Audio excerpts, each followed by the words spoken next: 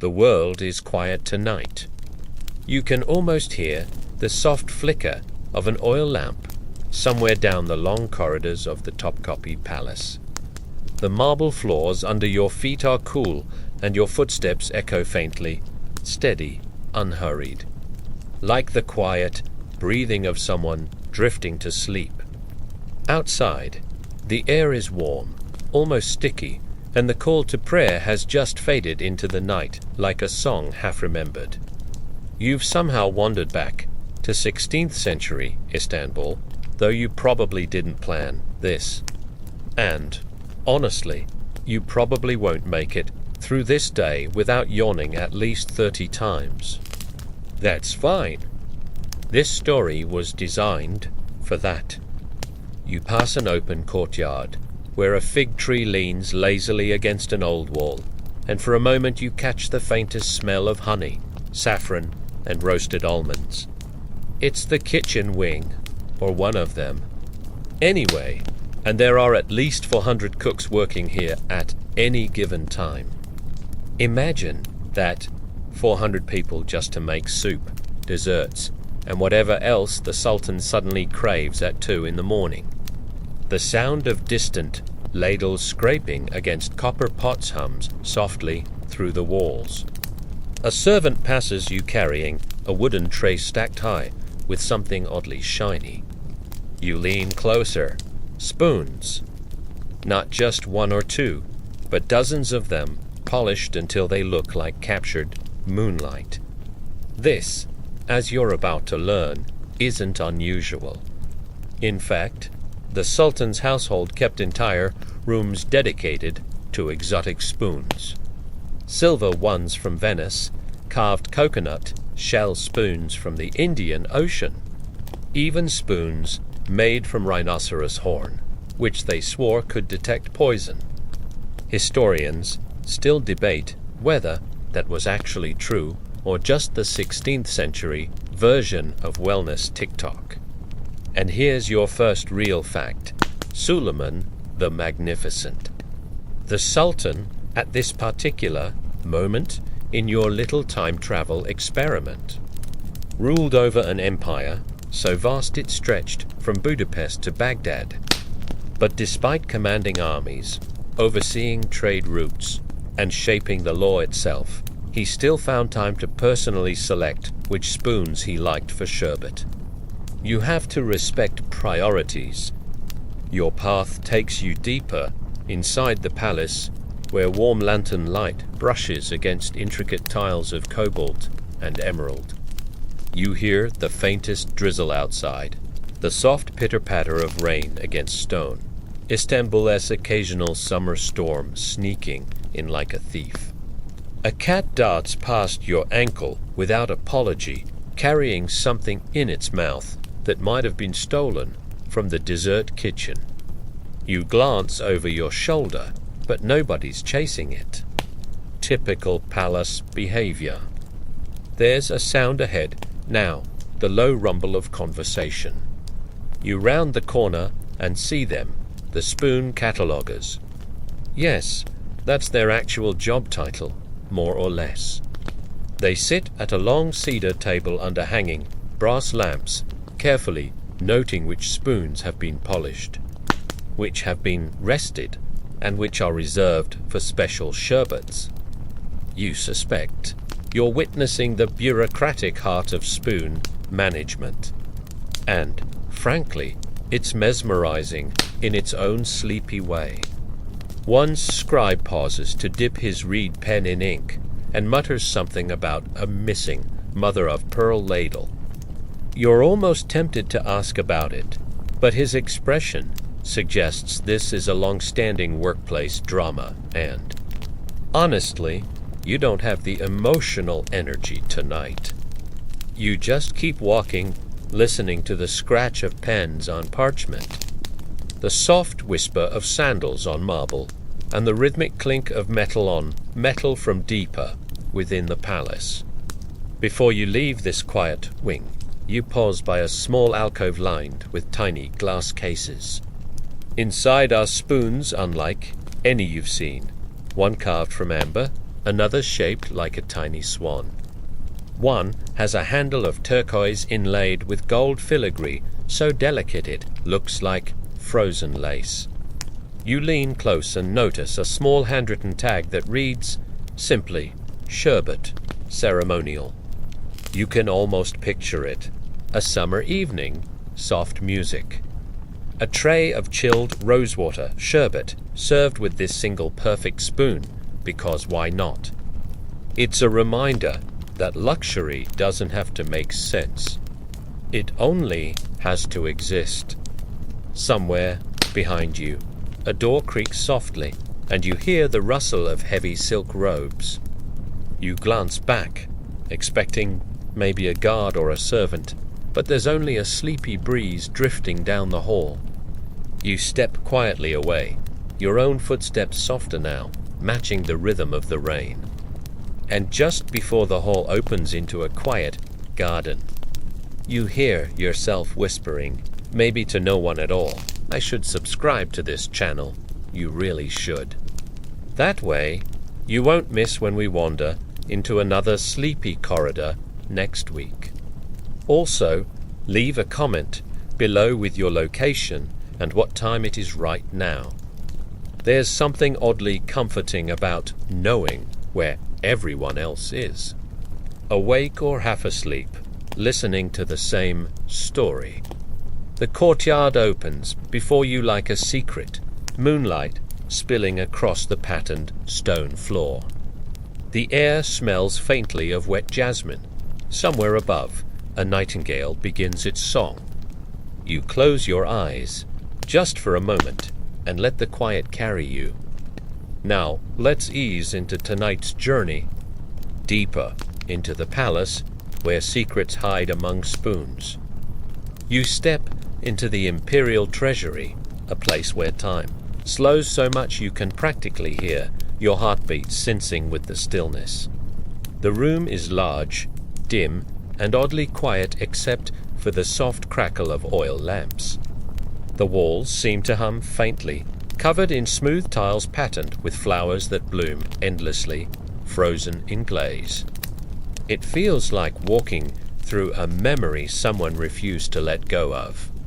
Here, among emerald-studded daggers and jeweled prayer beads, you find something entirely unexpected, another spoon display. Yes, apparently, no room in this palace was considered too sacred for spoon storage. A glass-topped case reveals a set of Persian crystal sherbet spoons, so delicate they look like drops of frozen rain. One historian once described them as technically usable but spiritually terrifying. You decide not to test that theory. Near the case stands a tall, narrow man wearing a robe of deep blue silk embroidered with tiny golden pomegranates. He's holding a long parchment list and looks profoundly concerned. You drift closer, because why not, and overhear him grumbling. 3 coral spoons have gone missing again. 3. How does this keep happening? He sighs the sigh of someone who has definitely said these exact words 100 times before. You start imagining an underground network of rebellious kitchen staff secretly hoarding spoons for late-night sherbet parties. Statistically unlikely, sure, but the human spirit is wild like that. Here's today's major historical fact. Topkapi Palace had over 10,000 registered utensils, each documented and inventoried by hand. Some records suggest that misplacing even one could lead to weeks of paperwork and possibly very awkward conversations with the chief spoon keeper. And yes, that was a real title. This is also where you stumble upon one of the odder cultural tidbits of Ottoman life. Certain spoons were considered personally loyal to their owners. Some artisans believed that carving the handle from a specific kind of fruitwood tied the spoon spiritually to its user. Did it work? Historians still debate whether that was genuine mysticism, or just early modern marketing. The kind where someone whispers, "This spoon chooses you," and suddenly it costs 5 times more. A soft gust drifts through the treasury, carrying the faint scent of sandalwood and candle smoke. Somewhere, beyond the walls, the Bosphorus shifts under the moonlight, waves rolling like lazy silver threads. You let your shoulders drop, matching your breath to the rhythm of distant water. A guard passes by, silent except for the soft jingle of keys at his belt. He glances at you briefly, but doesn't speak. Maybe he assumes you belong here. Maybe he's too sleepy to care. Behind him, a shelf holds boxes stacked neatly, each labeled in elegant calligraphy. Spoon set, citrus only. Sherbet, plum variant. Do not use. Sultan's preference discontinued. You start wondering what could possibly make a spoon discontinued. Did someone just fall out of favor? You imagine a little council of spoon judges debating aesthetic obsolescence by candlelight. And it's far funnier than it should be. As you move deeper into the treasury, you notice the air growing cooler. The lamps burn lower here, and the shadows collect like secret whispers in the corners. You pass a heavy, bronze door left slightly ajar and glimpse a tiny chamber lined with velvet shelves, each holding exactly one spoon, just one, resting in its own pool of soft darkness. These, you suspect, are the truly special ones, reserved for ceremonial desserts or guests so important their sherbet required diplomatic utensils. You pause at the threshold, leaning lightly against the doorframe, and feel the cool stone beneath your fingertips. You notice how the silence here isn't empty. It's the kind of silence that holds its breath, waiting for someone to ask the right question. You don't, of course. You just listen. The rain has stopped now, leaving behind a faint, metallic smell on the wind. Somewhere far off, maybe in the kitchens, someone drops a pan. The sound is sharp, distant, then gone. And then you remember something strange. The missing coral spoons. Maybe they're here. Maybe they're nowhere. Or maybe, just maybe, they're at a secret midnight picnic under that fig tree you passed earlier. You picture the cats, the sherbet, the guilty laughter. It's probably best not to ask. You move on, back toward the long corridor, where the lamp glow grows warmer again, guiding you like breadcrumbs toward somewhere softer, quieter. The palace breathes around you, slow, ancient, content. Your own eyelids grow heavier as the story unfolds, but that's fine. You're not meant to rush this. And somewhere, in the distance, the nightingale sings again. The song leads you onward, deeper into the palace, deeper into the dream. The palace grows quieter as you drift deeper inside, like stepping into a slower rhythm of time. You pass through a narrow arched hallway, where soft shadows stretch across turquoise tiles. And the air feels slightly cooler here, scented faintly with dried rose petals and old parchment. There's a gentle hum of nighttime activity somewhere far away, distant footsteps. The muffled clink of metal, a sleepy cough echoing through stone corridors. But in this small pocket of the palace, you seem to be alone. Or almost alone. Ahead, you notice a pair of attendants sitting cross-legged on a woven reed mat, polishing a small collection of spoons with careful, meditative precision. Their movements are slow, deliberate, almost hypnotic, and you find yourself matching your breathing to the steady rhythm of their work. Rub, pause, turn, rub again. One of them hums softly under his breath, a tune you don't recognize, though it carries the lulling quality of a lullaby. You feel your shoulders drop another inch. On the mat, beside them is a small wooden box, its lid open, revealing a neat row of spoons tucked into velvet grooves. You lean closer to get a better look and discover that each one has an inscription carved delicately into its handle.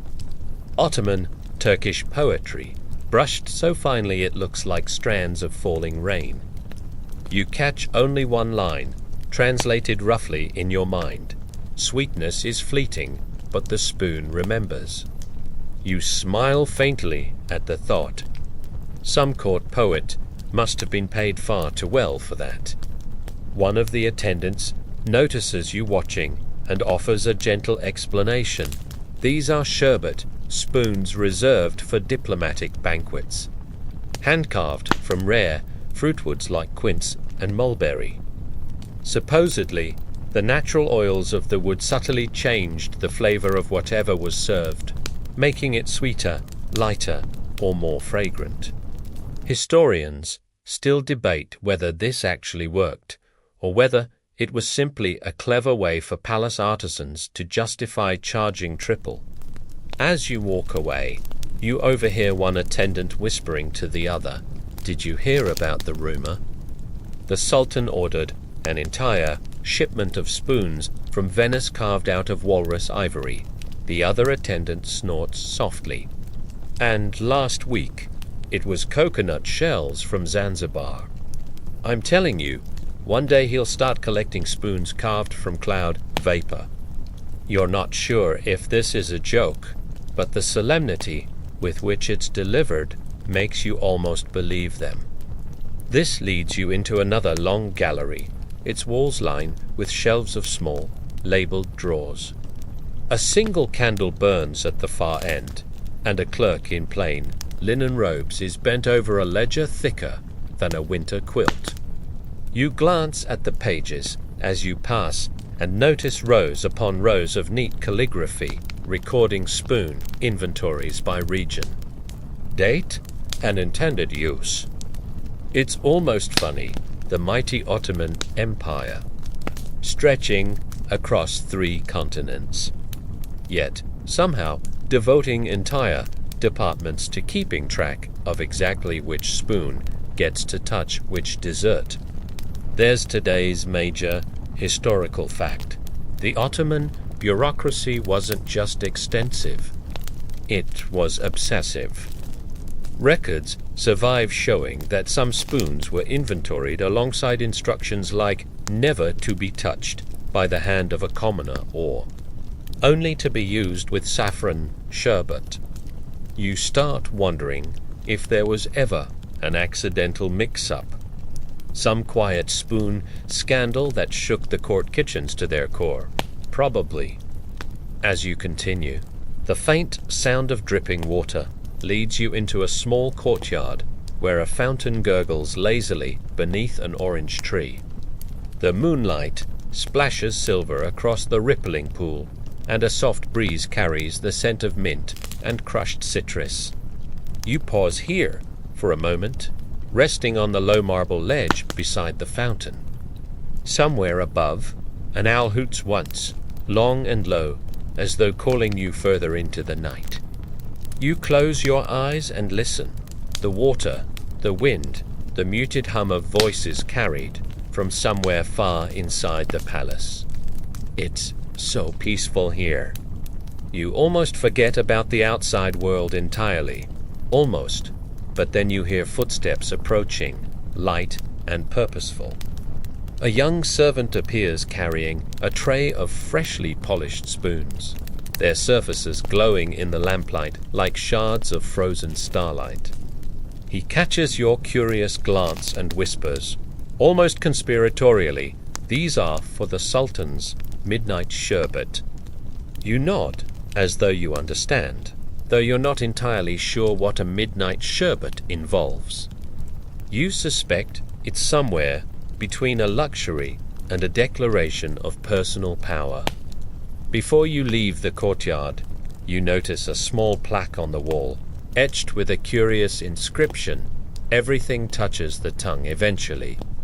You're not sure whether this is palace wisdom or someone's strange attempt at philosophy.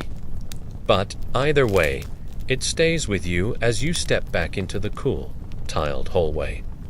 Somewhere, in the distance, you hear a faint melody carried by a single flute, weaving slowly through the quiet corridors.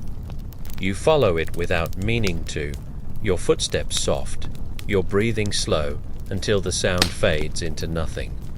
And as it does, you notice something else. You read deeper inside the palace now than you've ever been.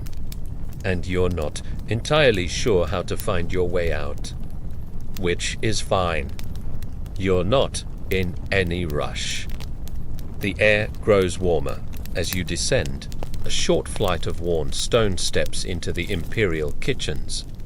A labyrinth of vaulted ceilings and endless alcoves glowing in the orange light of copper braziers. The scent hits you instantly. Cardamom, honey, roasted pistachios, a hint of cinnamon, so faint it feels like memory. Somewhere, nearby, someone is stirring something slowly in a massive cauldron, and the sound is soft, steady, almost hypnotic. You walk past rows of long wooden tables where kitchen staff prepare trays of delicate pastries, their hands moving with practiced ease. One of them sprinkles crushed rose petals over a plate, the crimson fragments falling like quiet confetti. Another carefully slices candied quince into perfect translucent squares, stacking them like tiny amber tiles. It's all so meticulous, so unhurried, that you almost forget this kitchen feeds thousands of people daily. From the Sultan himself to the palace guards and their night shift sherbet cravings. In a far corner, you spot a spoon polishing station manned by two elderly women, their hands swift and certain despite the weight of years. They're gossiping softly as they work, and although you can only catch fragments, you hear something about a scandal involving a forbidden apricot spoon. You file this under things to investigate later and move on. Here is your next major historical fact. Ottoman palace kitchens were among the largest in the world, employing over 800 full-time staff who prepared more than 5,000 meals a day. And yet, within this enormous operation, there were specialists assigned exclusively to utensils. The chief spoon keeper's role wasn't symbolic. It was a position of genuine authority. With assistants, ledgers, and, apparently, quite a bit of drama. You notice a narrow doorway tucked between two stone ovens and follow it into a smaller chamber where the heat softens into something gentler. Inside, you find a young apprentice perched on a stool, carving tiny floral patterns into the handle of a sandalwood spoon. He works silently, lips pressed in concentration, but when he catches your curious gaze, he whispers, "This one's for the Sultan's pomegranate sherbet." You nod, trying not to laugh at how deeply serious he sounds. It is oddly comforting to see someone pour this much devotion into an object most people would never think about twice. And then comes the obscure tidbit of the evening in Ottoman court etiquette. The number of spoons on a tray indicated the social rank of the guest. 3 spoons for an honored guest, 2 for a respected friend, 1 for, well, someone tolerated politely. Historians still debate whether this practice was strictly enforced or occasionally improvised by rebellious kitchen staff. But the idea lingers, even in a palace of unimaginable wealth. Small details carried enormous meaning. You wander deeper into the kitchen complex and find a side chamber lined with earthen jars stacked neatly against the wall. A scribe sits cross-legged on a cushion, labeling each jar with delicate strokes of ink, saffron sherbet, reserved. Mint syrup, Grand Vizier's preference, quince reduction, for winter nights. He looks up briefly, offers you a distracted nod, and goes back to his work. The flicker of his lamp dances across the smooth ceramic lids, making them look like sleeping moons. Somewhere above you, faintly, you hear rain beginning again, soft against the stone roofs. It mingles with the steady crackle of the kitchen fires and the rhythmic scrape of spoons against polishing cloths. Time here feels suspended, as though you're floating in the slow heartbeat of the palace itself. You pass a small open window where the night air slips in cool and damp, carrying the distant sound of waves from the Bosphorus. A cat appears on the sill, tail twitching lazily, and hops down to investigate the pastry trays. Nobody stops it. You're starting to realize the cats might actually outrank most humans here. Before you leave, one of the elderly spoon polishers calls softly after you. Careful where you step. The Sultan's favorite spoon is missing again. You glance down instinctively, half expecting to see it glinting on the floor, but there's nothing there. She shrugs and returns to her work, as though missing spoons are simply part of palace life, inevitable, like rain or cats or sherbet. You slip out of the kitchens, carrying with you the warmth of the fires and the soft hum of countless hands working in quiet synchrony. The hallway beyond is cooler, the lamps burning lower now, shadows stretching longer across the tiles. Somewhere ahead, the palace waits, and with it, more stories. The corridor leads you into another wing of the palace, quieter than before, where the air feels heavier and cooler, as though holding onto the secrets of centuries. Your footsteps echo softly against Iznik tiles glazed in swirls of cobalt and sage. And for a moment you pause to run your fingertips across the smooth, cool surface. You realize you've been walking for hours, but here, time blurs into something more fluid, like water winding lazily through stone. A servant passes by, balancing a tray with 3 identical spoons, each resting on a folded square of silk. You raise an eyebrow. He whispers without breaking stride, "These are for the tamarind sherbet ceremony." You're tempted to ask what a tamarind sherbet ceremony entails. But judging by his focused expression, you suspect you're not spiritually prepared for that information yet. You turn the corner into a long colonnade, open to the garden on one side.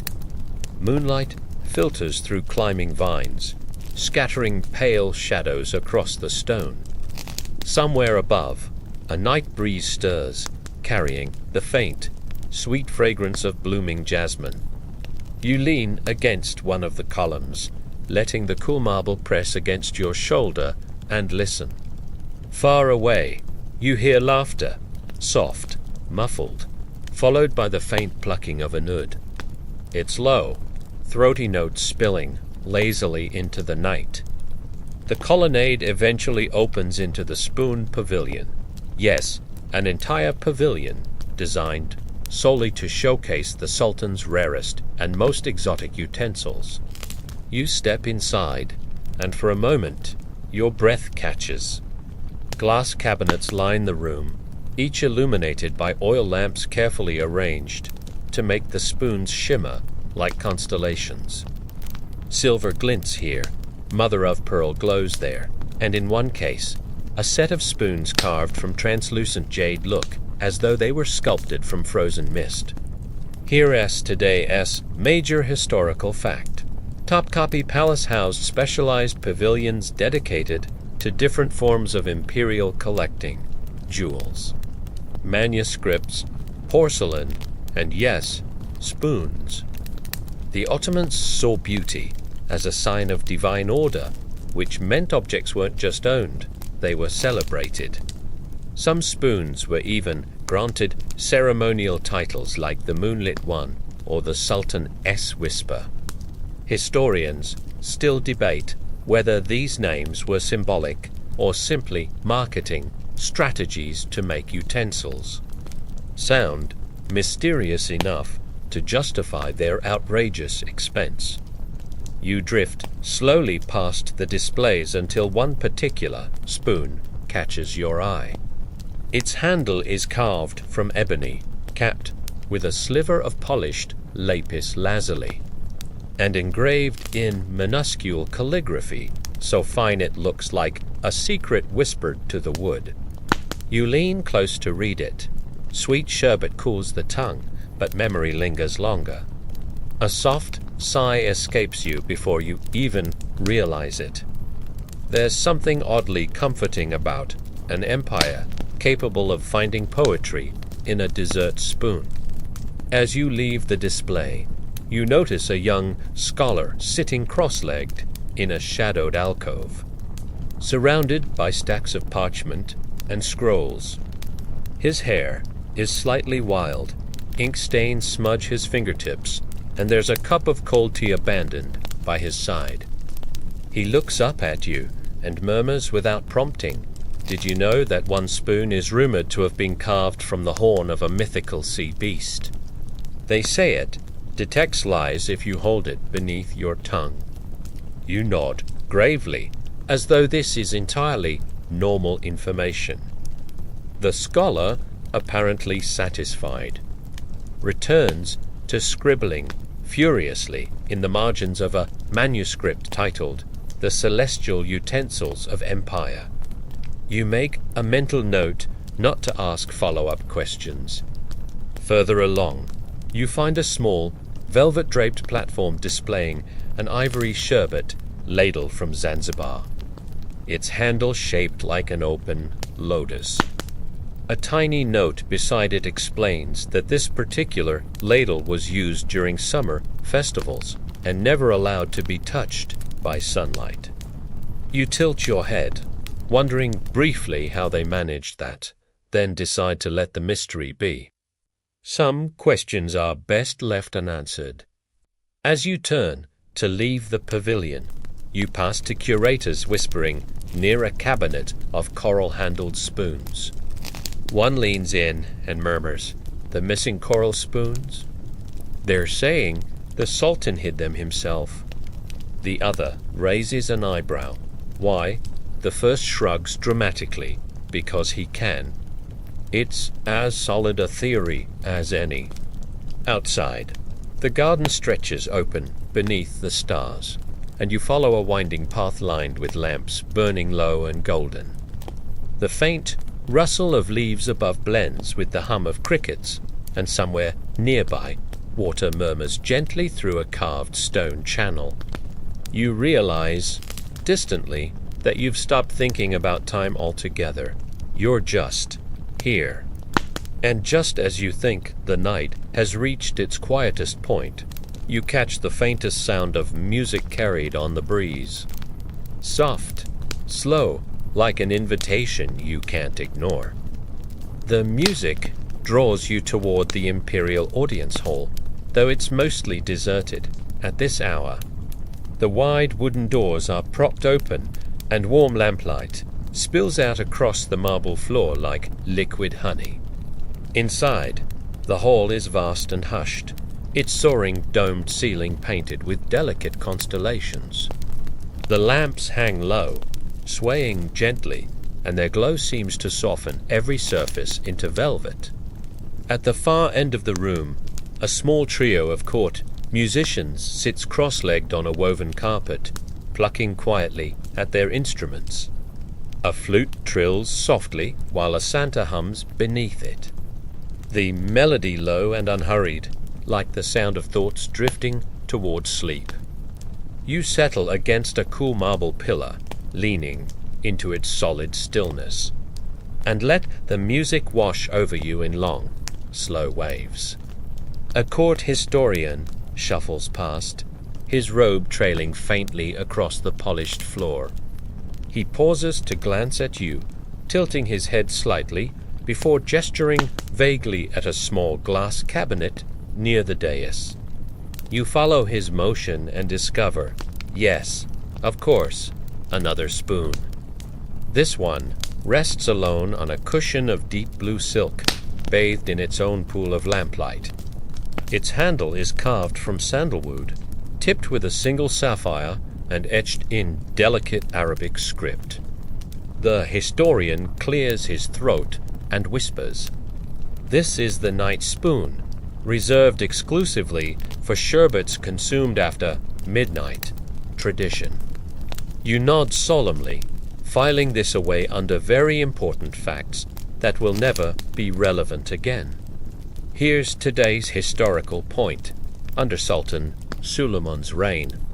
Midnight sherbet ceremonies became an unofficial cultural event among the Ottoman elite. Recipes included chilled rosewater, candied lemon peel, and occasionally ground amber for fragrance. These gatherings were meant to display wealth, power, and refinement, though privately. Some records suggest the Sultan simply enjoyed snacks at odd hours. Historians still debate whether the ceremonies began as a political ritual or a midnight craving elevated into tradition. As you watch, one of the musicians plucks a final shimmering note, letting it hang in the air like a falling star. Silence follows, soft and warm, before a servant pads across the floor carrying a tray of, yes, spoons, each wrapped in silk. He sets them on a low table beside a carafe of chilled sherbet, glowing pale pink in the lamplight. An older courtier nearby leans over and mutters conspiratorially, "Don't choose the wrong spoon. The wrong spoon offends the sherbet." You raise an eyebrow, trying to decipher whether this is sarcasm, superstition, or a very niche culinary philosophy. The courtier offers no clarification, sipping his drink with the gravity of someone conducting delicate diplomacy.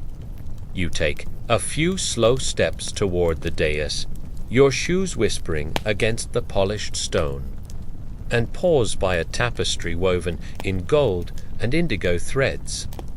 Its pattern depicts a celestial banquet under a crescent moon.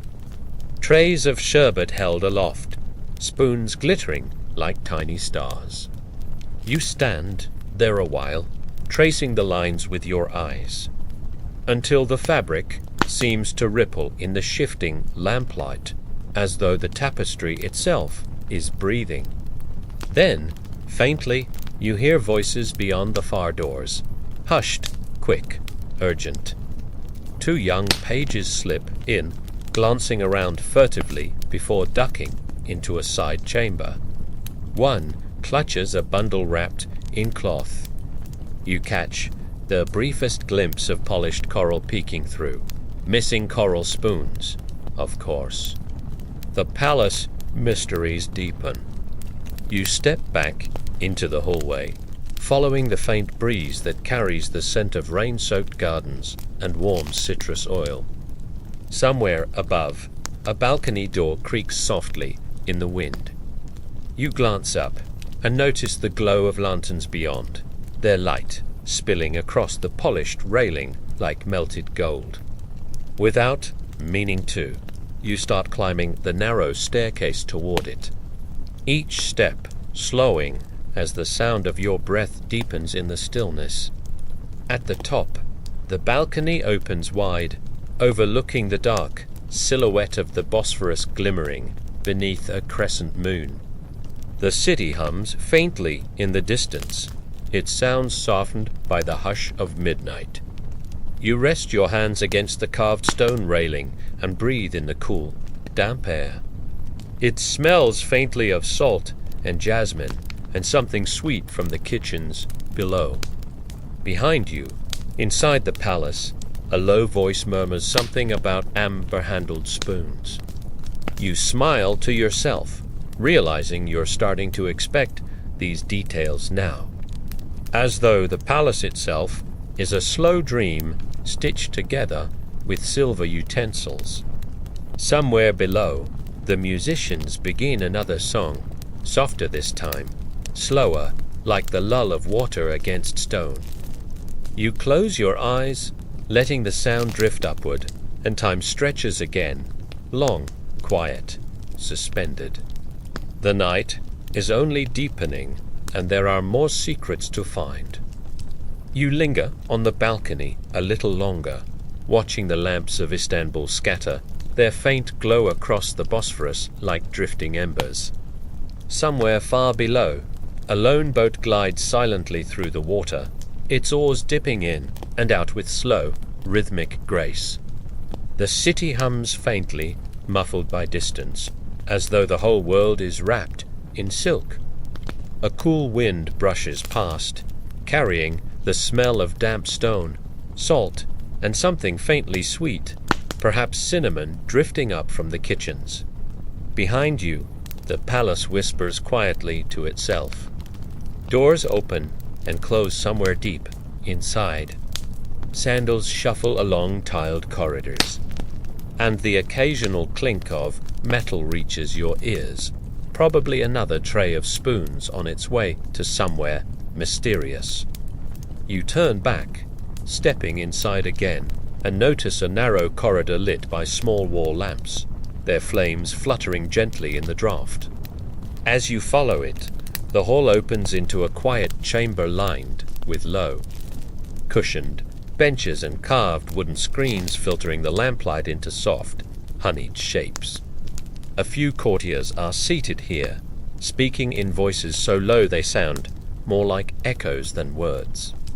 On a low central table sits an elaborate tray holding an assortment of spoons, each resting beside a shallow crystal bowl filled with chilled sherbet. The colors are mesmerizing: pale rose, soft gold, pale green, and the surface of each trembles faintly with the slightest movement of air. One courtier, noticing your gaze, leans toward you with a knowing smile and whispers. The Sultan insists on tasting each flavor before dawn. It's tradition. Then, after a pause, she adds dryly, "We suspect it's also just personal preference." Here today's major historical fact. Sultan Suleiman's court hosted elaborate tasting rituals, sometimes involving dozens of flavors of sherbet and fruit infusions. These weren't just indulgences.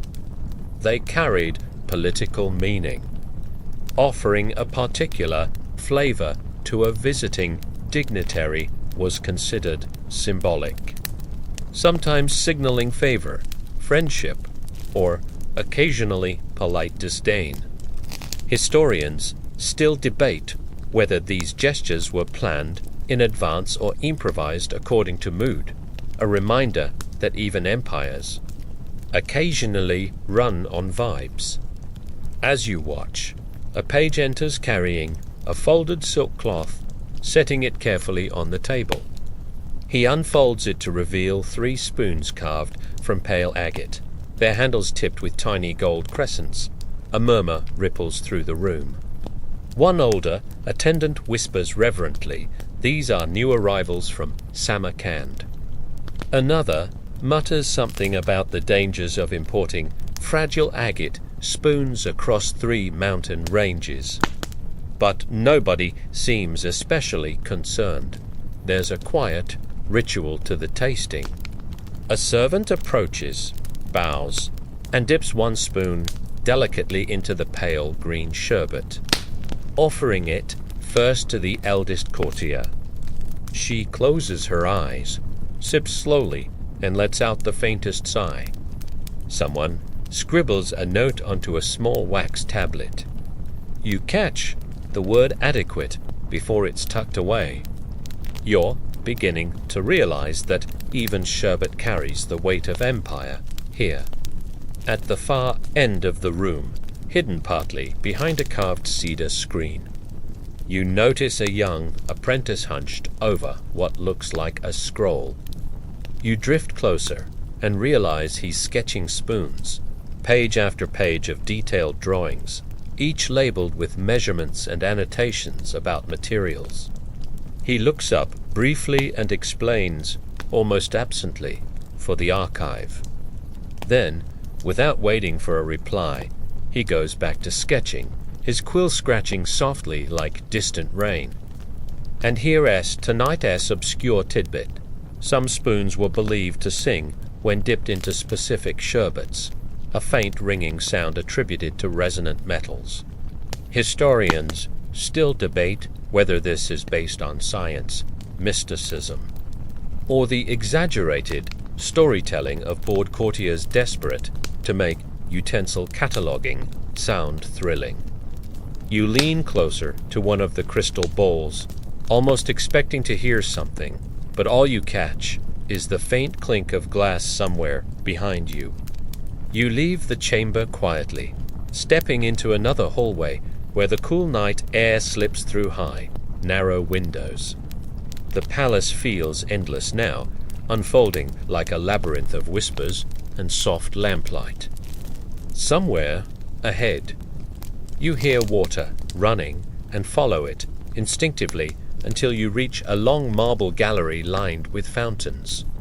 Their steady trickle echoes softly, mingling with the occasional rustle of leaves from an open garden nearby. The sound soothes you more than you expected, and you pause, letting it wash through you like rain on warm stone. Somewhere in the distance, a nightingale begins its song again, and the melody threads itself gently through the quiet air. For a moment, you forget why you came this far. And then you remember the missing coral spoons. You step into the spoon archive, a place you didn't know existed until now. The door is narrow, carved from dark walnut, and creaks softly as you push it open. Inside, the air smells faintly of ink, beeswax, and dried herbs. Lavender, perhaps, or mint. Dozens of shelves line the walls, stacked floor to ceiling with boxes, scrolls, and ledgers. A single lamp burns on a desk near the center, casting a warm circle of light onto an open book so wide it looks almost ceremonial.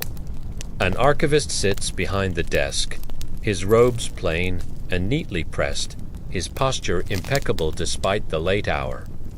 He glances up briefly, offering a small nod before returning to his work. You drift closer, peering over his shoulder, and see that he's writing detailed notes in looping Ottoman script, descriptions of spoon sizes, materials, dates of acquisition, even the journeys they took to reach the palace. One entry mentions a spoon from Venetian glassmakers, another from the Saharan oases, and one, more intriguingly, labeled origin unknown, possibly celestial. You raise an eyebrow, but the archivist doesn't notice. Here's today's major historical fact. Ottoman archival practices were famously meticulous, covering not just weapons and jewels, but also the smallest household objects, including spoons. Some inventories survive to this day, cataloging tens of thousands of items with remarkable precision. Yet, even in this meticulous system, there are gaps, missing entries, misfiled ledgers, and, occasionally, whole collections that vanish from the record without explanation. Historians still debate whether these omissions represent theft, accidents, or deliberate secrecy. The archivist gestures vaguely toward a set of drawers labeled in delicate gold script, Coral Collection. You step closer, curiosity tugging at you, and notice several drawers are slightly ajar. Inside, the velvet linings are empty. You glance back, but the archivist's expression is unreadable, his quill scratching steadily across the page. You wonder, for a moment, whether the missing coral spoons are less of a mystery and more of a palace secret, one of those things everyone knows but nobody speaks about. In the far corner of the room, a smaller figure catches your eye, a young apprentice archivist perched precariously on a stool, balancing an oversized ledger on his knees. He flips through the pages so quickly they whisper like leaves in the wind, muttering numbers under his breath. Every so often, he frowns, scribbles something on a scrap of parchment, and tears it off to drop into a small wooden box labeled discrepancies. You can't help but smile faintly. Empires, it seems, are built as much on missing spoons as they are on conquests. On the opposite wall, a glass case holds several spoons, displayed under carefully angled light. These are different from the others, carved from moonstone, polished to a luminous sheen. Their handles inlaid with patterns of gold filigree, so intricate they look like frozen lightning.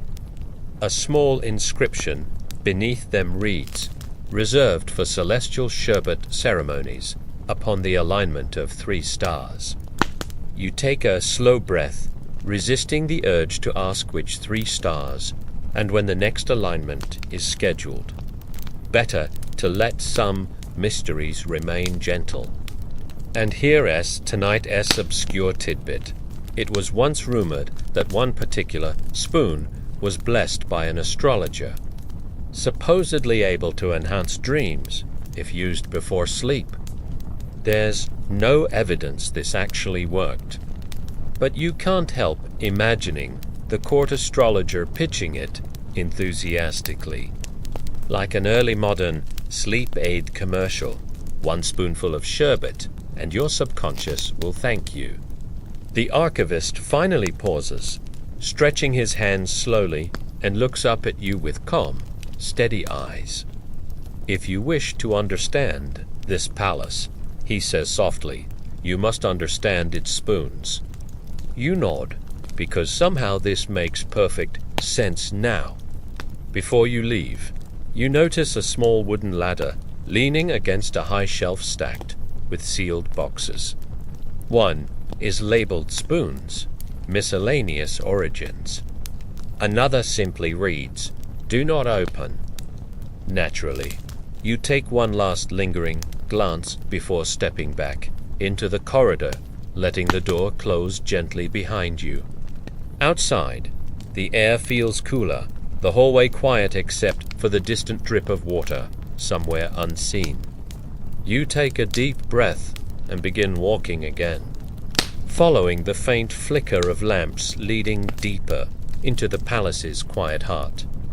Somewhere behind you, muffled by thick doors, you think you hear the archivist whisper. You drift deeper into the palace, and the hallways seem to grow quieter with every step. The marble underfoot feels cool and faintly damp, as though it still remembers the morning's mist. Somewhere, far off, the sound of soft lute, music spills faintly into the silence, tangled with laughter that rises and falls like ripples on a still pool. A series of archways open into a secluded courtyard bathed in moonlight. Jasmine vines twist lazily up carved stone columns, their blossoms releasing a faint sweetness into the air. A single fountain murmurs at the center, water spilling gently into a shallow pool where lily float, perfectly undisturbed. You pause here for a moment, letting the night soak into your bones, when you hear quiet voices from the far side of the courtyard. 2 eunuchs are standing beneath an ancient fig tree, whispering in conspiratorial tones. One of them gestures subtly toward a covered tray balanced on a low stone table. You can't see what's inside, but the younger one's tone is urgent. It must be hidden until morning, he insists, glancing around to ensure no one's listening, and if it's discovered. The elder replies, "Then it was never here."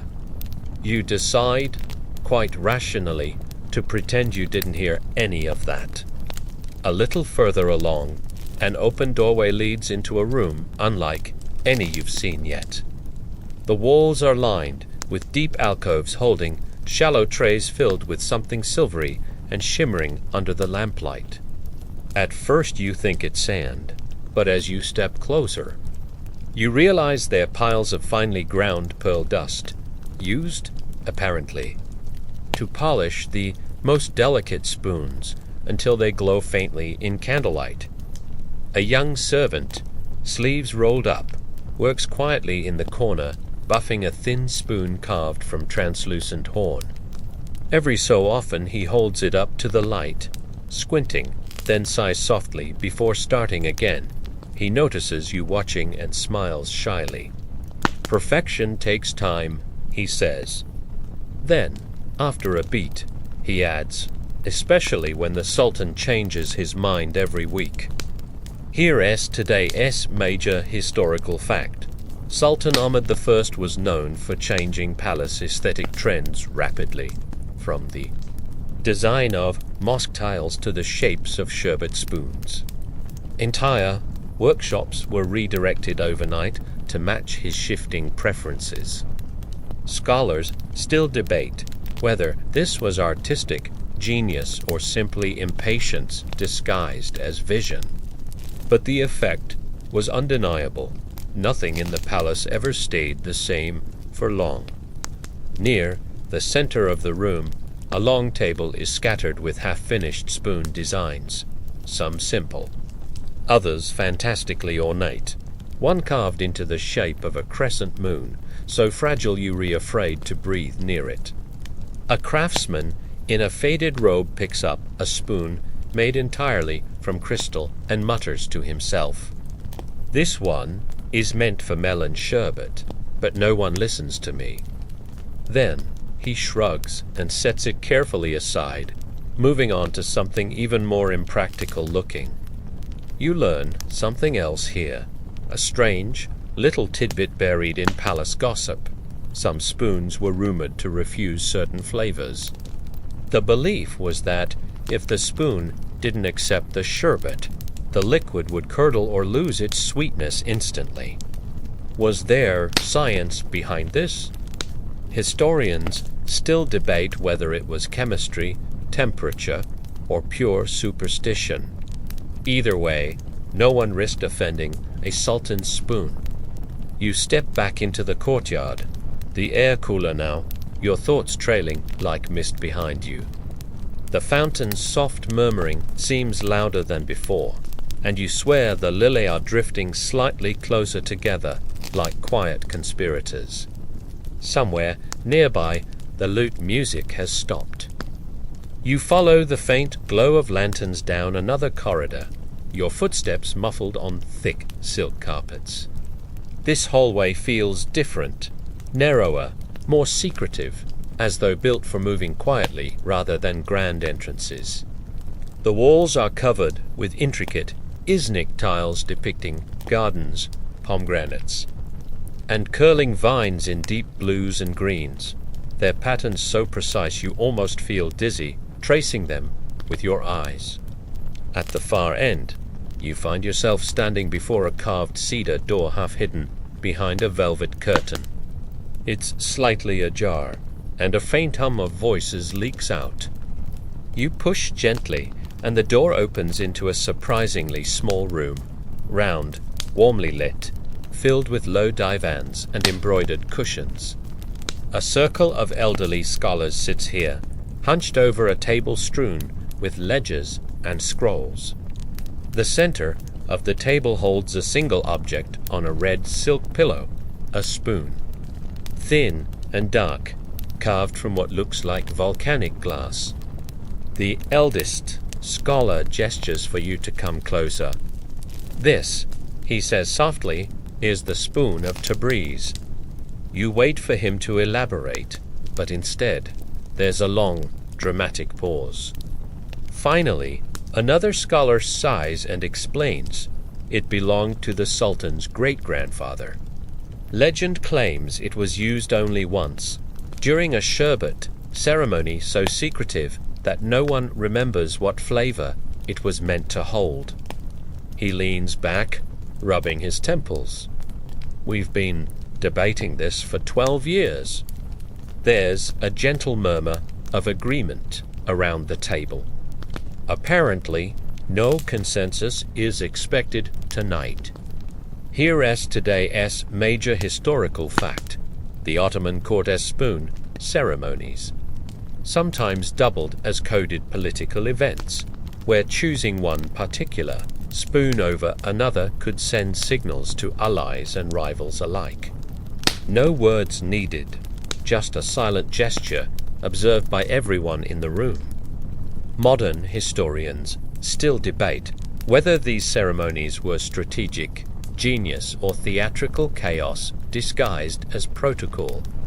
On a nearby cushion sits a younger scholar, meticulously copying an ancient Persian poem into the margins of a spoon ledger.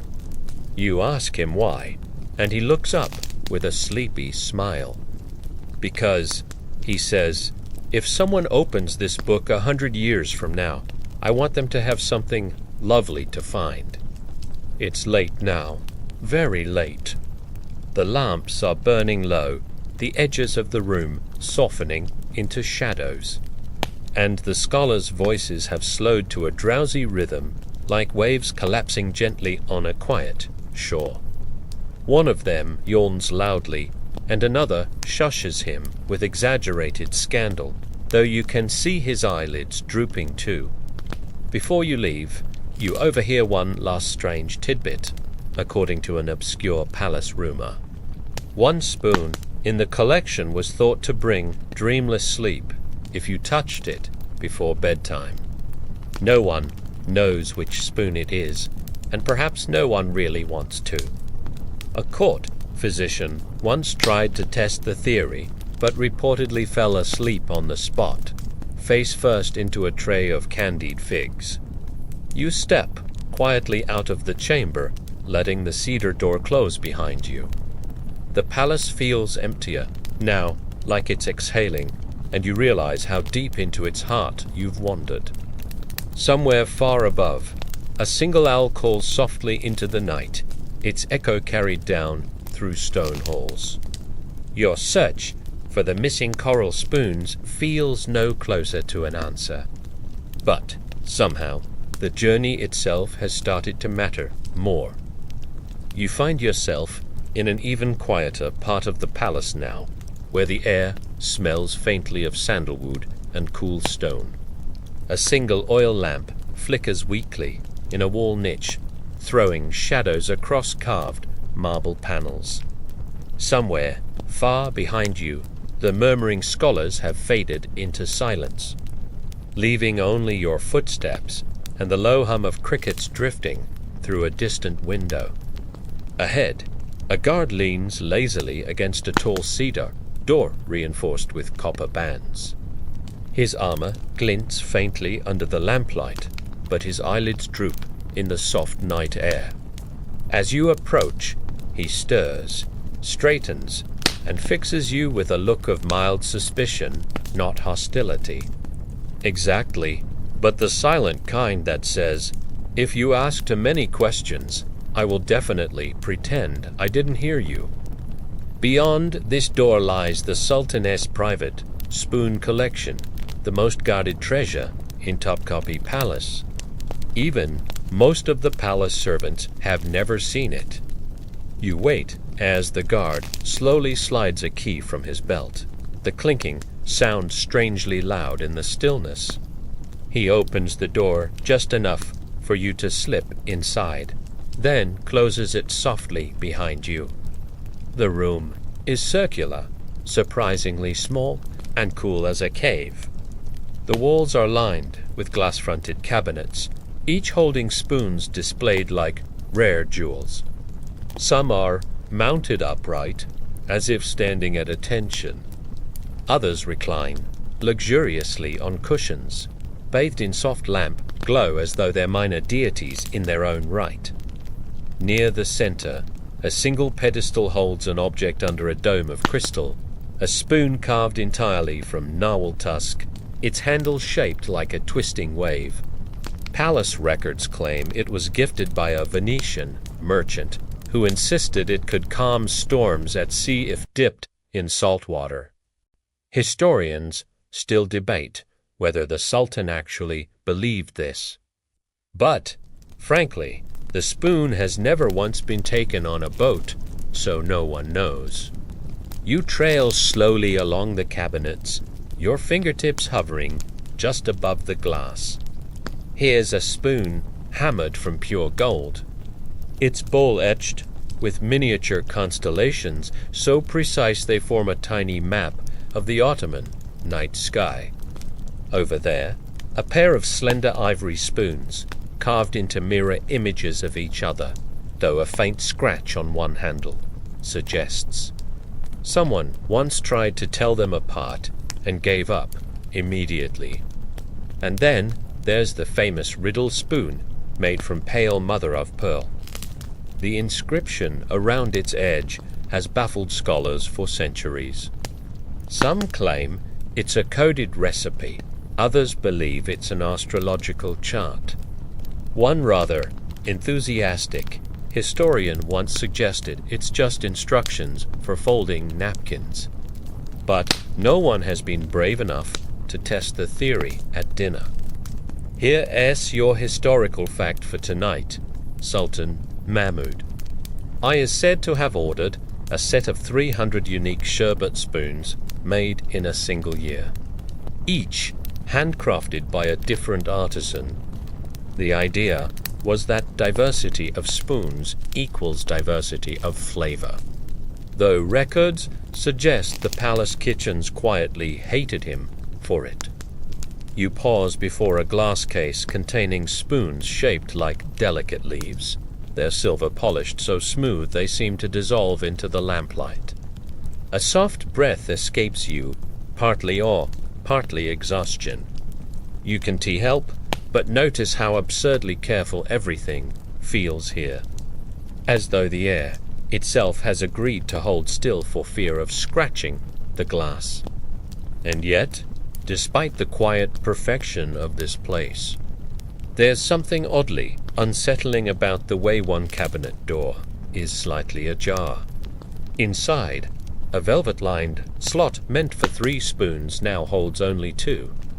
The third, a rare coral-handled piece rumored to be cursed by a jealous artisan, is missing. You probably won't make it through this day. A faint draught moves through the room, carrying the smell of honeyed incense from somewhere deeper in the palace.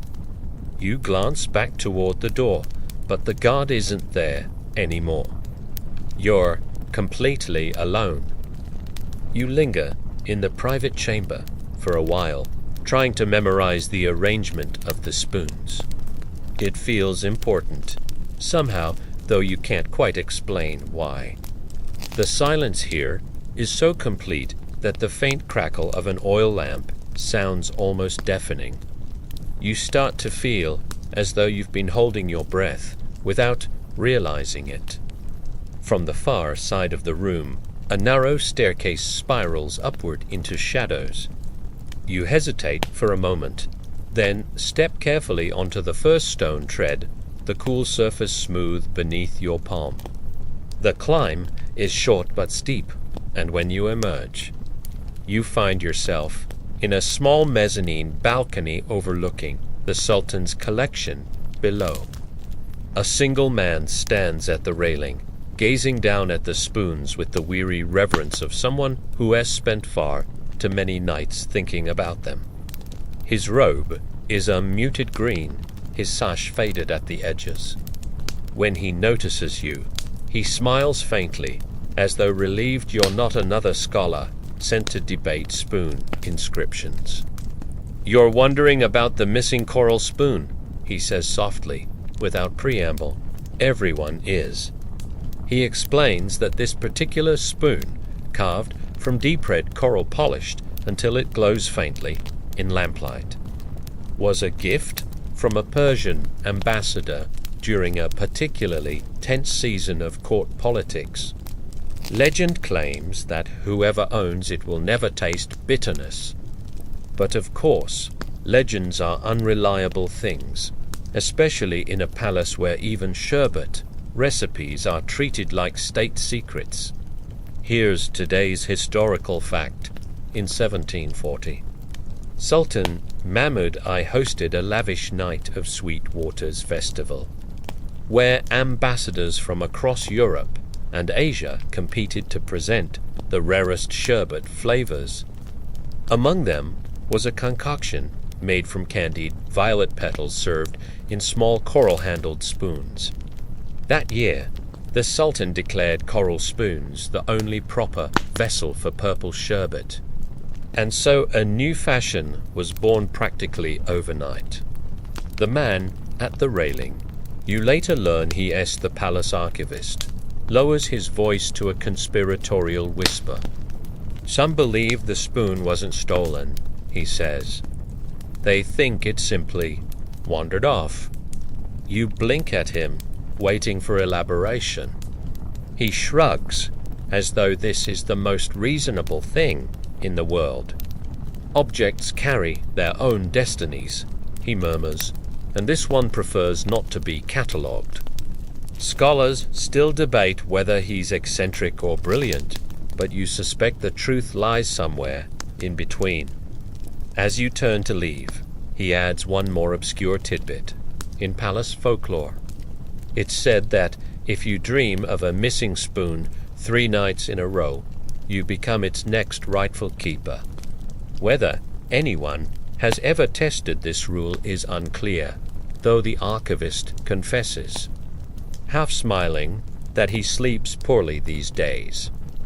Back downstairs, the faint sense of unease lingers. The glass cabinets gleam softly in the lamplight, silent witnesses to centuries of obsessive collecting. Outside the chamber, the hallway feels cooler, the air stirred by a breeze carrying the distant smell of orange blossoms and damp earth.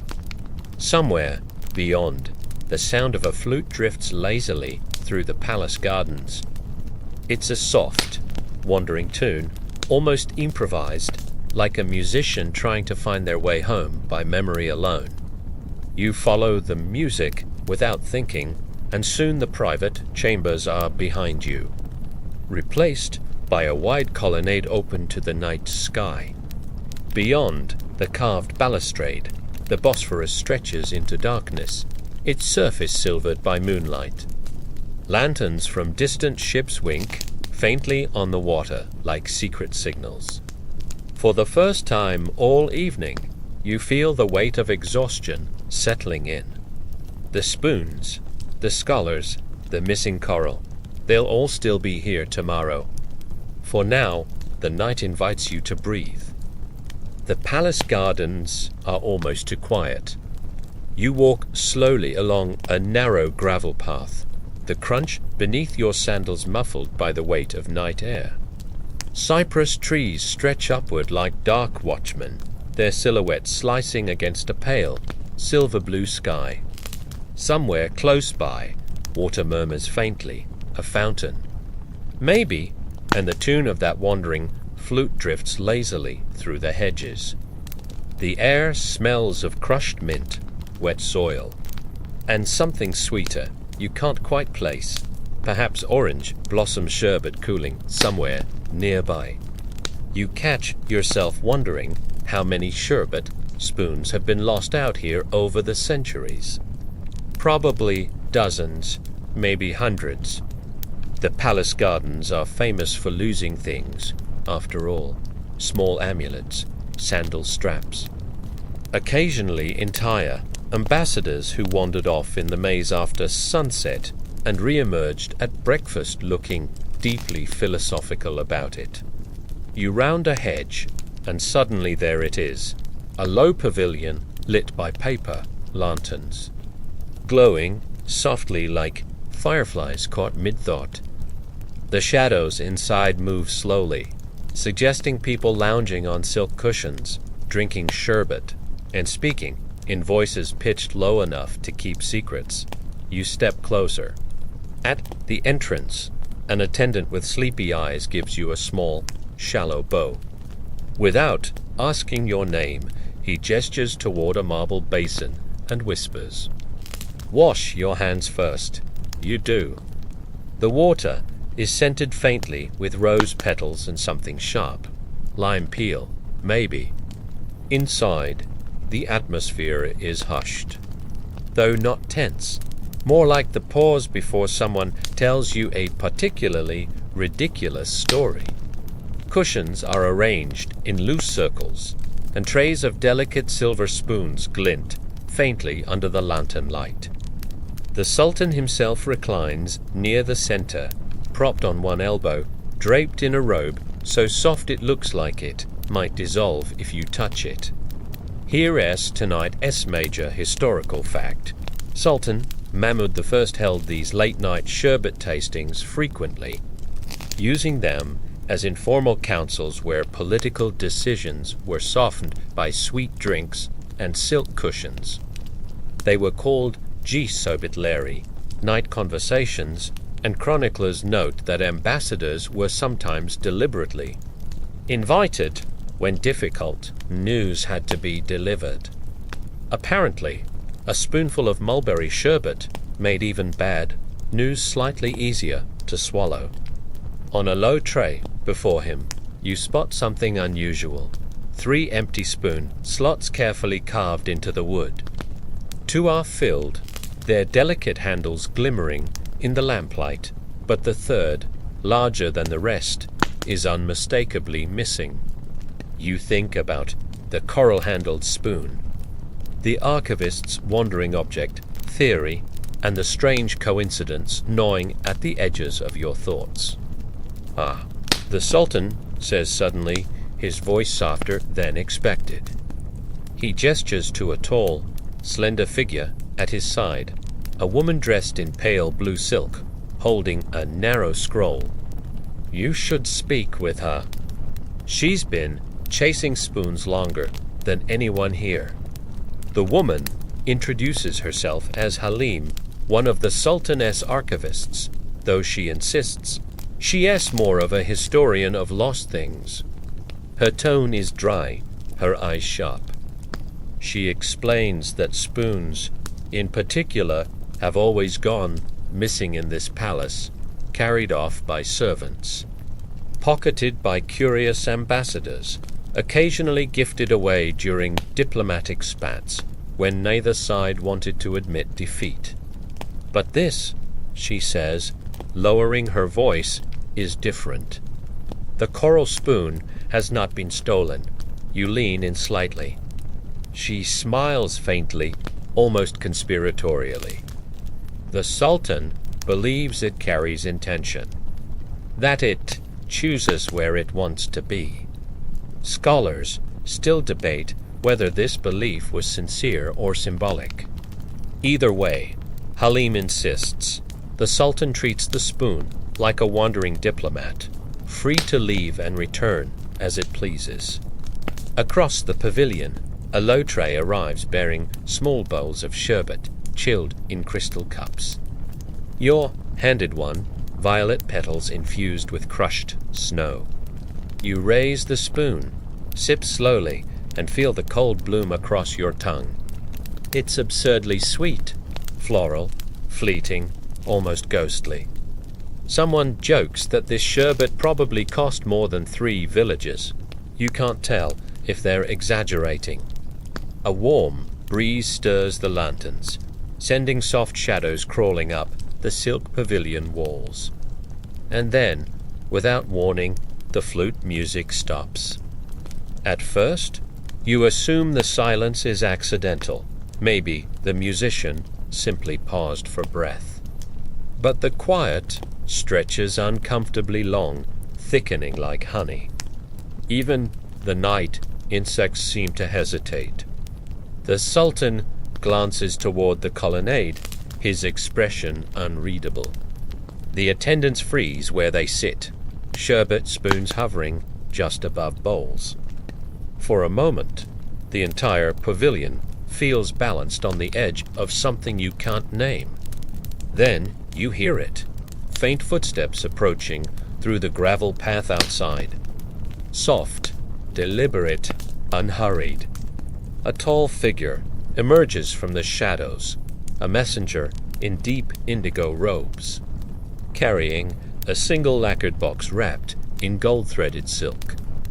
He kneels before the Sultan without speaking, places the box gently on a low table, and retreats to the edges of the pavilion like a shadow dissolving into deeper shadow. Everyone leans slightly forward, pretending they aren't curious. The Sultan opens the box. Inside, resting on folds of pale linen, is a spoon you've never seen before, long, slender, carved from a single piece of translucent horn that seems to shimmer faintly in the lantern light. Its bowl is unusually deep, its handle tipped with a tiny inlay of lapis lazuli shaped like a crescent moon. Halim exhales sharply beside you, the sound louder than she intends. That, she whispers, isn't in the archives. The Sultan turns the spoon in his hand, studying the delicate curve of its handle. The pavilion holds its breath. Finally, he sets it carefully back on the linen, uncharacteristically quiet. Here's your historical fact for this section during the 18th century. Ottoman palaces frequently received anonymous gifts from foreign courts, sent through secret intermediaries. Some were genuine offerings of goodwill. Others were deliberate traps meant to test loyalty, provoke intrigue, or sow doubt within the court. Records note that Mahmud I was particularly skilled at recognizing which was which, but even so, at least 3 such gifts are still listed in the archives as origin unknown. Halim leans close and murmurs, "If this isn't in the records, it isn't from any ally we know," which means. She trails off, leaving the implication hanging like a lantern swaying on its hook. Outside the pavilion, the night wind grows stronger, rustling through the cypress trees and scattering pale orange blossoms across the marble tiles.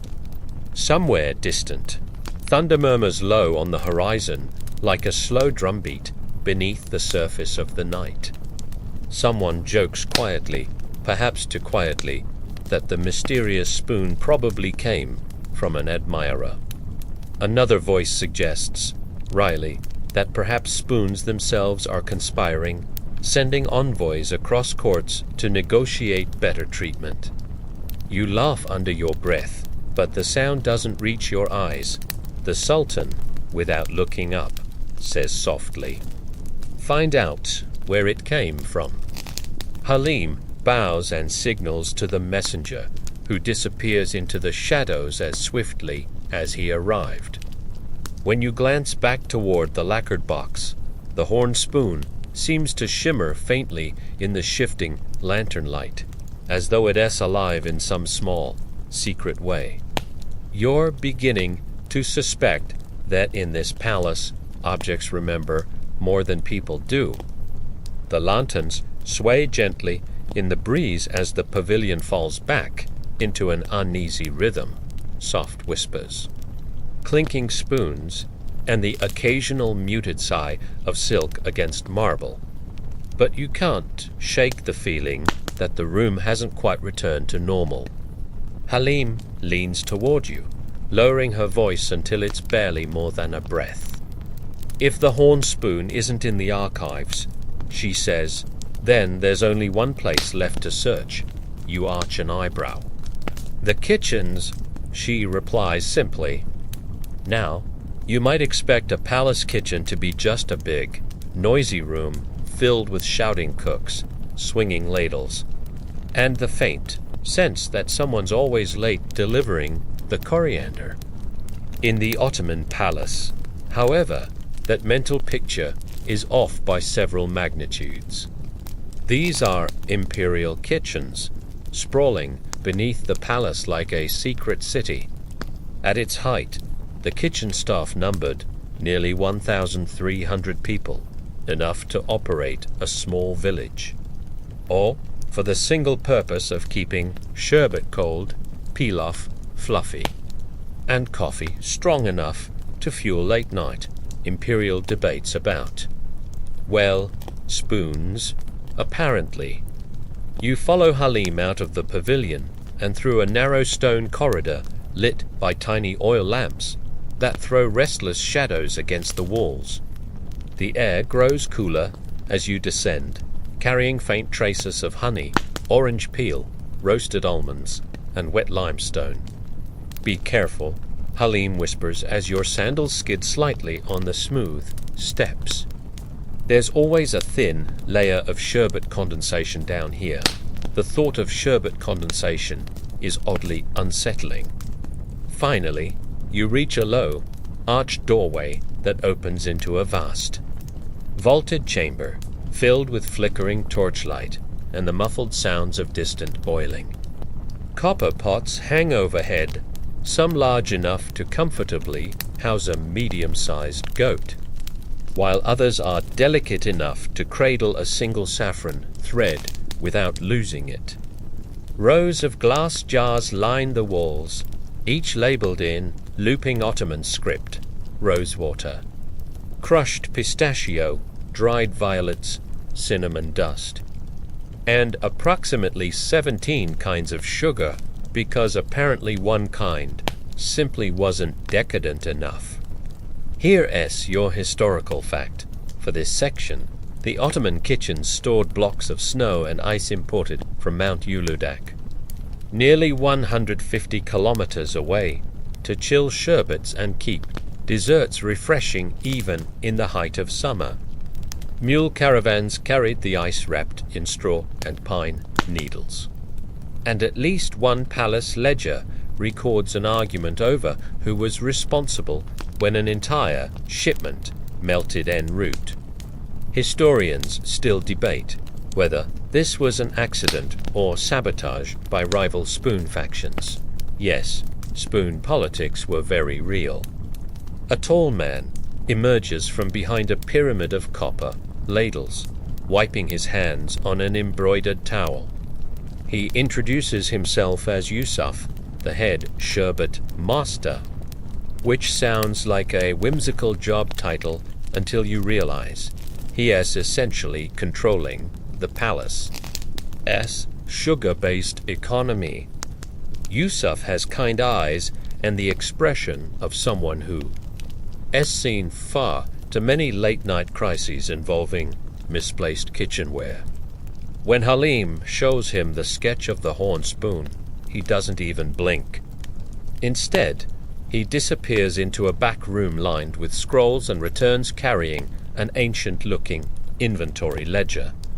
He flips carefully through the pages until his finger stops on an entry written in faded ink. Spoon. Horn, unknown origin. Delivered sealed in snow, unopened. Placed in storage, prohibited from use. The date matches exactly 1 year ago. You ask the obvious question. Why store a spoon but forbid anyone from using it? Yusuf looks up, lowering his voice as though the copper pots might be listening. Because it wasn't meant for eating. It was meant for sending. You blink, trying to decide whether you've stepped into a spy novel disguised as a cooking manual. Halim frowns. Sending what? Yusuf hesitates, then gestures for you both to follow him deeper into the kitchen tunnels, past steaming copper vats and down a narrow passage where the torches burn lower. The air here smells of damp stone and secrets. You half expect him to open a hidden door, but instead he stops before a single, inconspicuous shelf tucked into the corner. On it rests an empty wooden box, unmarked, unpolished, but carved with a single tiny crescent inside the lid. Halim exhales slowly, recognition flashing in her eyes. That's the mark of the catalsula. You tilt your head. There. Well, she says, the closest thing the palace has to a spoon guild. Keepers, collectors, negotiators of ceremonial dining etiquette. They believe spoons carry stories. You start to suspect this spoon problem is more complicated than it initially appeared. Behind you, Yusuf mutters, if they're involved, then we're not dealing with missing cutlery. We're dealing with intent. You'd laugh if he didn't sound so serious. Somewhere in the distance, a single spoon falls onto stone, ringing louder than seems possible. By now, you've descended so deep into the palace kitchens that the air feels heavier, as though secrets condense here like dew on cold glass. You trail after Halim and Yusuf into a side chamber lined with shelves of porcelain bowls, silver cups, and ceremonial spoons polished so brightly they catch torchlight like moon fragments. At the far end, a small iron door sits locked, carved with geometric patterns spiraling inward like a labyrinth. Yusuf produces a delicate brass key from his sleeve and slips it into the lock. With a muted click, the door opens. Inside lies a narrow chamber, barely big enough to hold 3 people. Wooden drawers line the walls, each labeled in meticulous Ottoman script, the handwriting of someone who understood that in this palace. A misplaced spoon could trigger diplomatic chaos. This, Yusuf says softly, is the restricted archive. Only sherbet, masters, and certain archivists are allowed inside. You scan the drawers and notice that each one bears both a date and a name.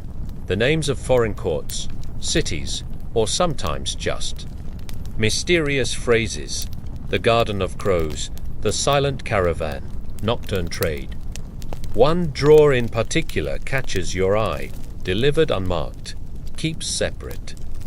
Yusuf opens it carefully, revealing a velvet-lined compartment where a single folded scrap of paper rests. He hesitates before handing it to Halim, who unfolds it gingerly. Written in looping calligraphy are just for words. The coral returns soon. The 3 of you stare at the paper for a long, silent moment. Finally, Halim exhales, her voice tight. Whoever sent this knew exactly where the coral spoon would go, and when. Yusuf leans back against the drawers, rubbing at his temples as though massaging a headache he's had for years. Then we're too late, he murmurs. Whatever game is being played. It started long before we noticed. Here's your historical fact for this section. The Ottoman court kept extensive culinary communication networks, coded messages hidden in recipe scrolls, ingredient lists, and even spoon designs. Diplomatic alliances were sometimes sealed not with signatures but with shared desserts, delivered with utensils whose engravings carried more meaning than the sherbet itself. Scholars still debate whether these subtle exchanges influenced entire treaties or were simply elegant distractions for bored ambassadors. Halim closes the drawer slowly and turns toward you, her expression unusually serious. We need to reach the Catalsala. If anyone knows why the coral spoon is wandering, it's them. You follow her back through the kitchen tunnels, the torchlight throwing restless shadows along the stone walls. Behind you, Yusuf calls out quietly, "Be careful what you stir up." Some spoons aren't meant to be found. Somewhere above, faintly, you hear the flute again, the same slow melody from the pavilion. But now it sounds distant, distorted, almost like it's coming from underwater. You pause for a moment, letting the sound settle in your chest. Something tells you this melody has been following you longer than you realized. And then, softly, Halim says, "Tomorrow, we enter the Spoon Guild. Morning drips into the palace like honey, slow and quiet. And for a moment, you forget there's a conspiracy brewing over an exotic spoon. Outside, the courtyards are washed in gold, the marble steps warm underfoot, and the faint rustle of mulberry trees competes with the soft plucking of a saz from somewhere deep within the harem. You walk beside Halim, whose pace is deliberate, almost ceremonial, as if she's memorizing every sound the palace makes today. She explains softly the Catalsala don't appreciate surprise visits. They believe time should stretch like cooled molasses. You nod, pretending you understand spoon-related philosophy, though deep down you're wondering how you ended up here instead of, say, reading quietly in the palace gardens. The Spoon Guild, officially the Catalsala Odasi, or Chamber of Forks and Spoons, occupies an obscure wing of the palace. Most people assume it's just an archive where dusty clerks obsessively polish ceremonial ladles. They are half right. As you approach the entrance, you notice the doors, tall cedar panels, carved with spiraling patterns that remind you of waves colliding in slow motion. Two guild stewards stand guard, each holding a silver ladle engraved with tiny inscriptions. Their expressions suggest they've been practicing the art of deep, disappointed sighs since birth. Halim steps forward and bows slightly. We've come about the coral spoon. The stewards exchange a glance, their eyebrows lifting the way curtains do when someone pulls a string you weren't supposed to touch. One finally speaks, his voice calm but distant. The coral returns when it chooses, which is, frankly, a spectacularly unhelpful answer. Still, they allow you inside. The chamber, beyond, feels nothing like a guild hall and everything like stepping inside a museum designed by someone obsessed with moonlight. Rows upon rows of glass cases stretch into the dimness, each displaying spoons of impossible variety. Olive wood spoons carved so thin they look like frozen silk. Ivory spoons shaped like herons, mid-flight mother-of-pearl spoons that seem to hum softly under the lantern glow. Here's your historical fact. For this section, the Ottoman Palace maintained an official registry of ceremonial spoons, complete with miniature paintings of each one. Some were used only once, often during state banquets, while others were reserved for deeply symbolic events, like the gifting of the first cup of spring sherbet to a newly enthroned sultan. That's right, you could technically build an imperial timeline using sherbet spoons. An elderly man in layered blue robes emerges from the shadows, leaning heavily on a carved ebony cane.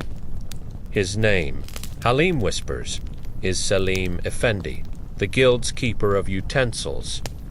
His beard is meticulously groomed, his eyes sharp as glass, and his entire presence radiates the kind of energy that says, "I know more secrets than your descendants ever will."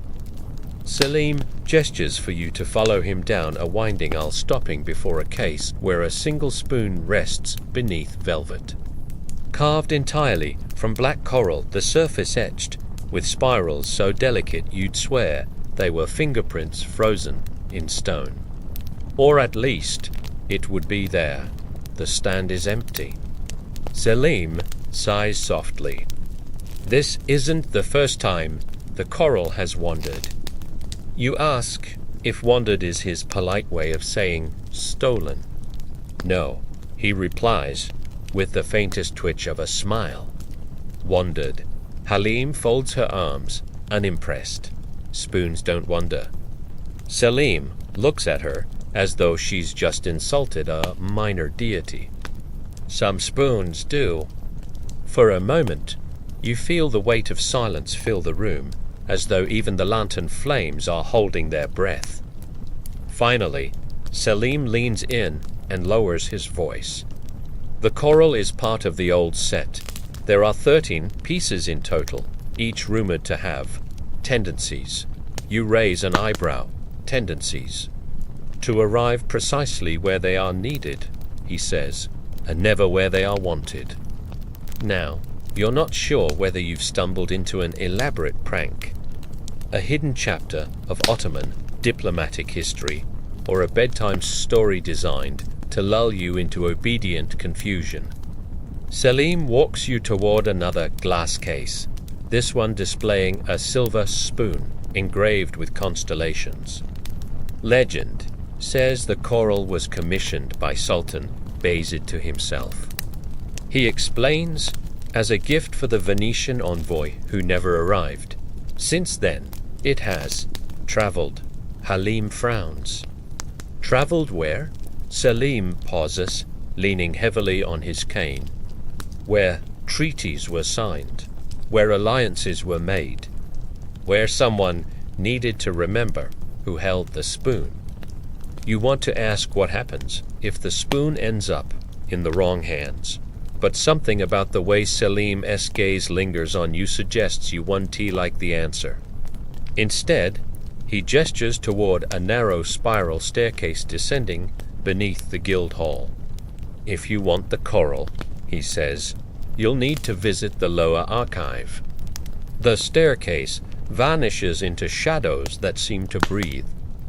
You probably won't make it through this day. The lower archive is not a place designed for comfort. You descend carefully, each step echoing in a slow, hollow rhythm, like a distant drum keeping time in a dream.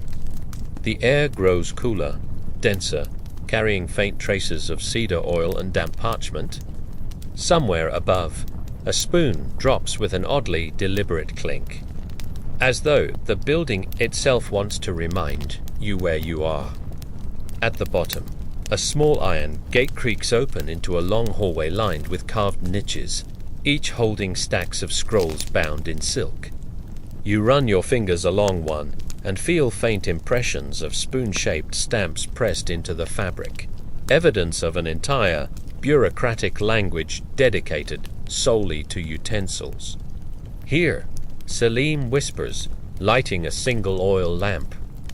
The chamber beyond blooms into golden shadows, revealing shelves upon shelves of sealed wooden boxes, each etched with cryptic marks, crescents, waves, stars, even tiny birds mid-flight.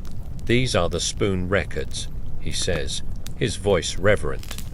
Every gift, every trade, every ceremonial use.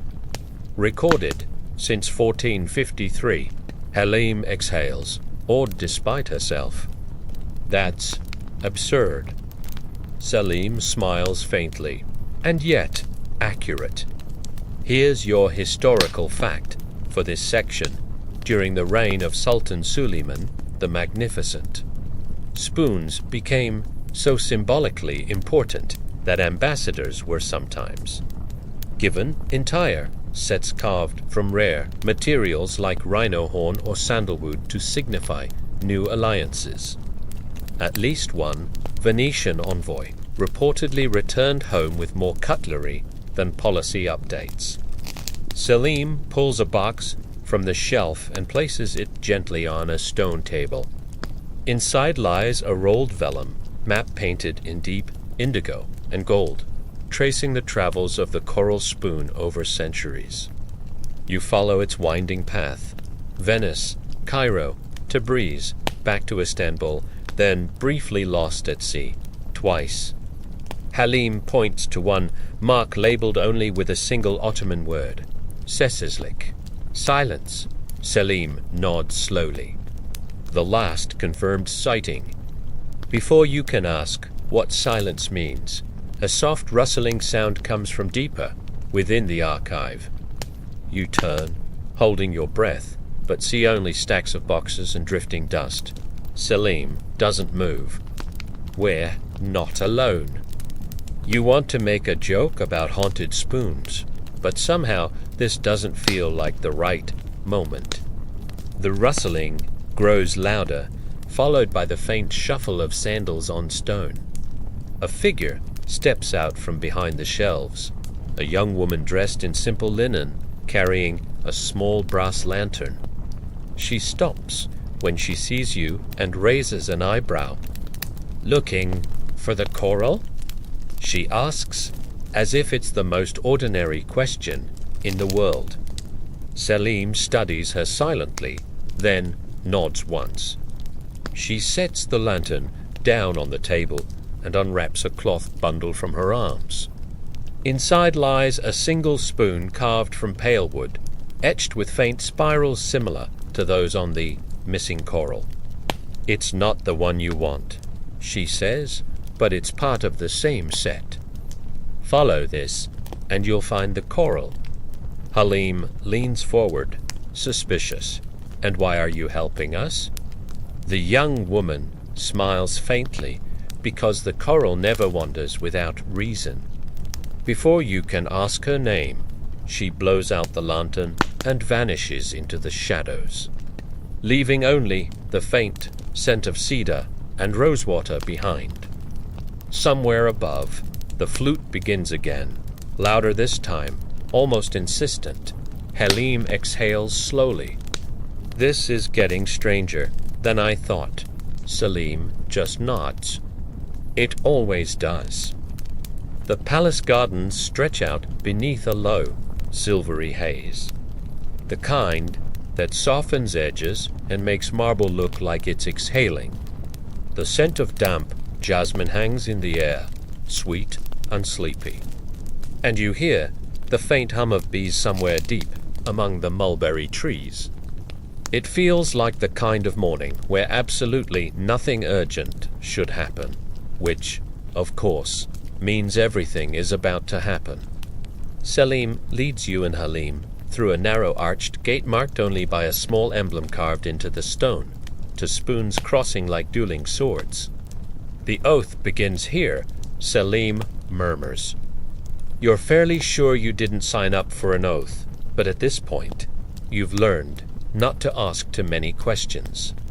The path winds past a shallow reflecting pool, where koi drift lazily beneath floating lily pads, utterly unbothered by imperial intrigue.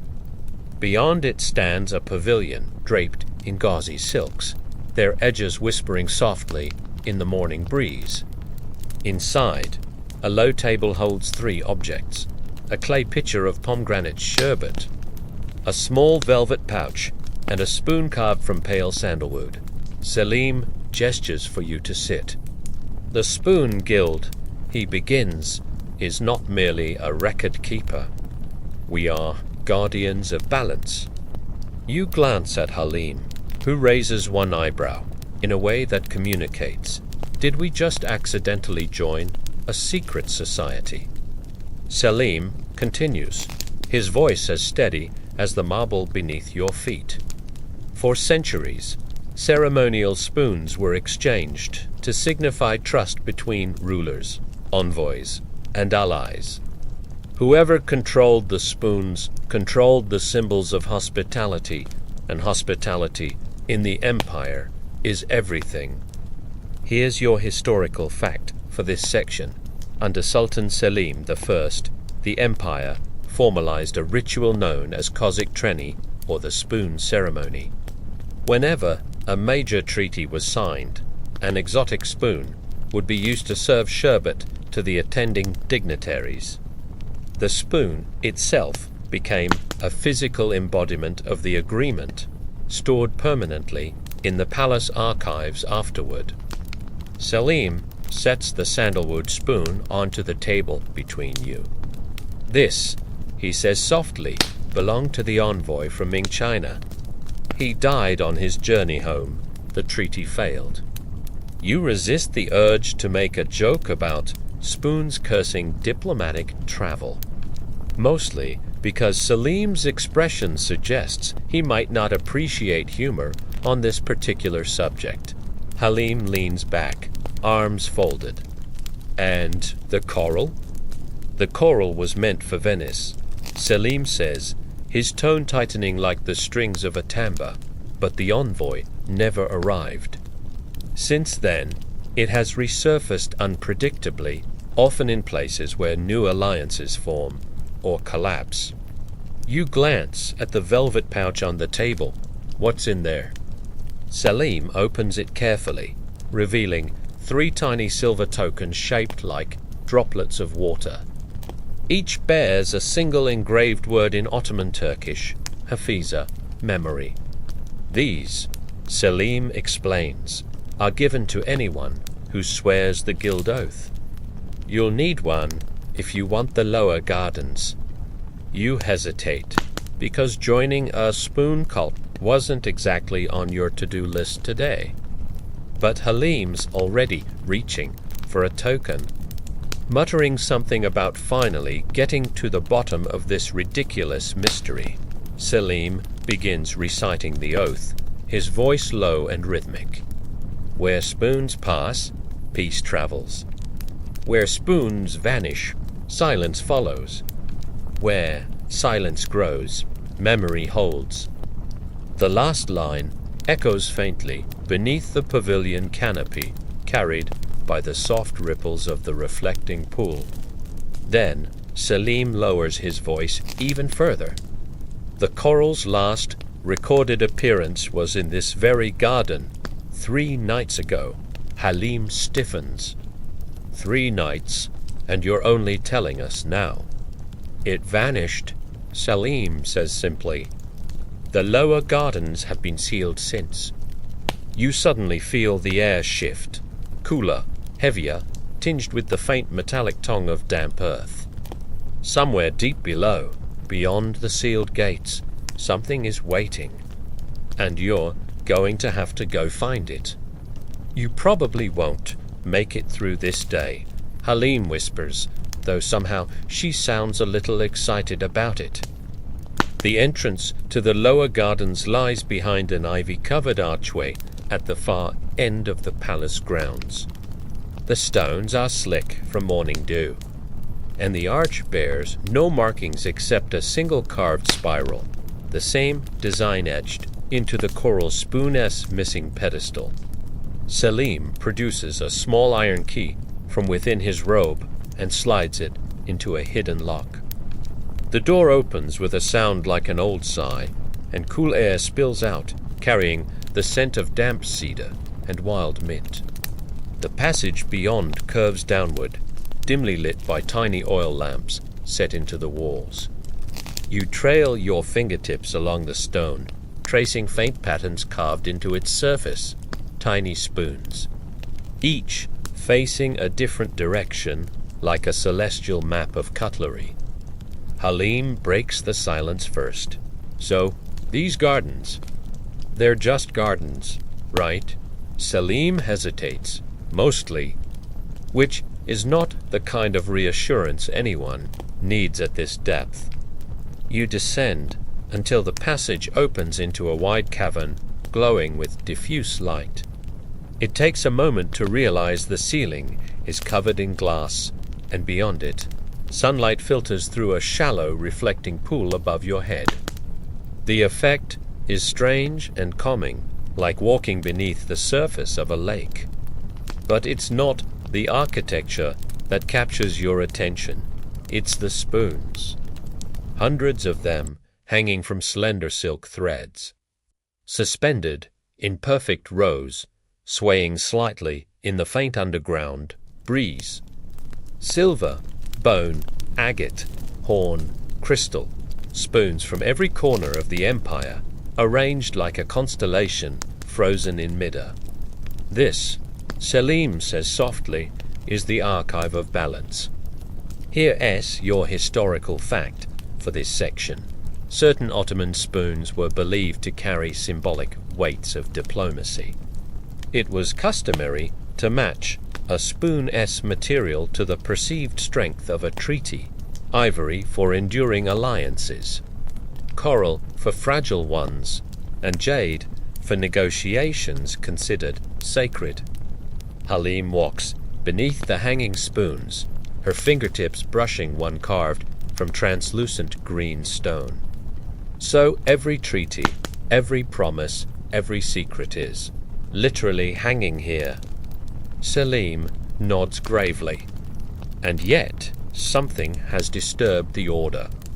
He leads you to the center of the cavern, where a single glass case stands empty.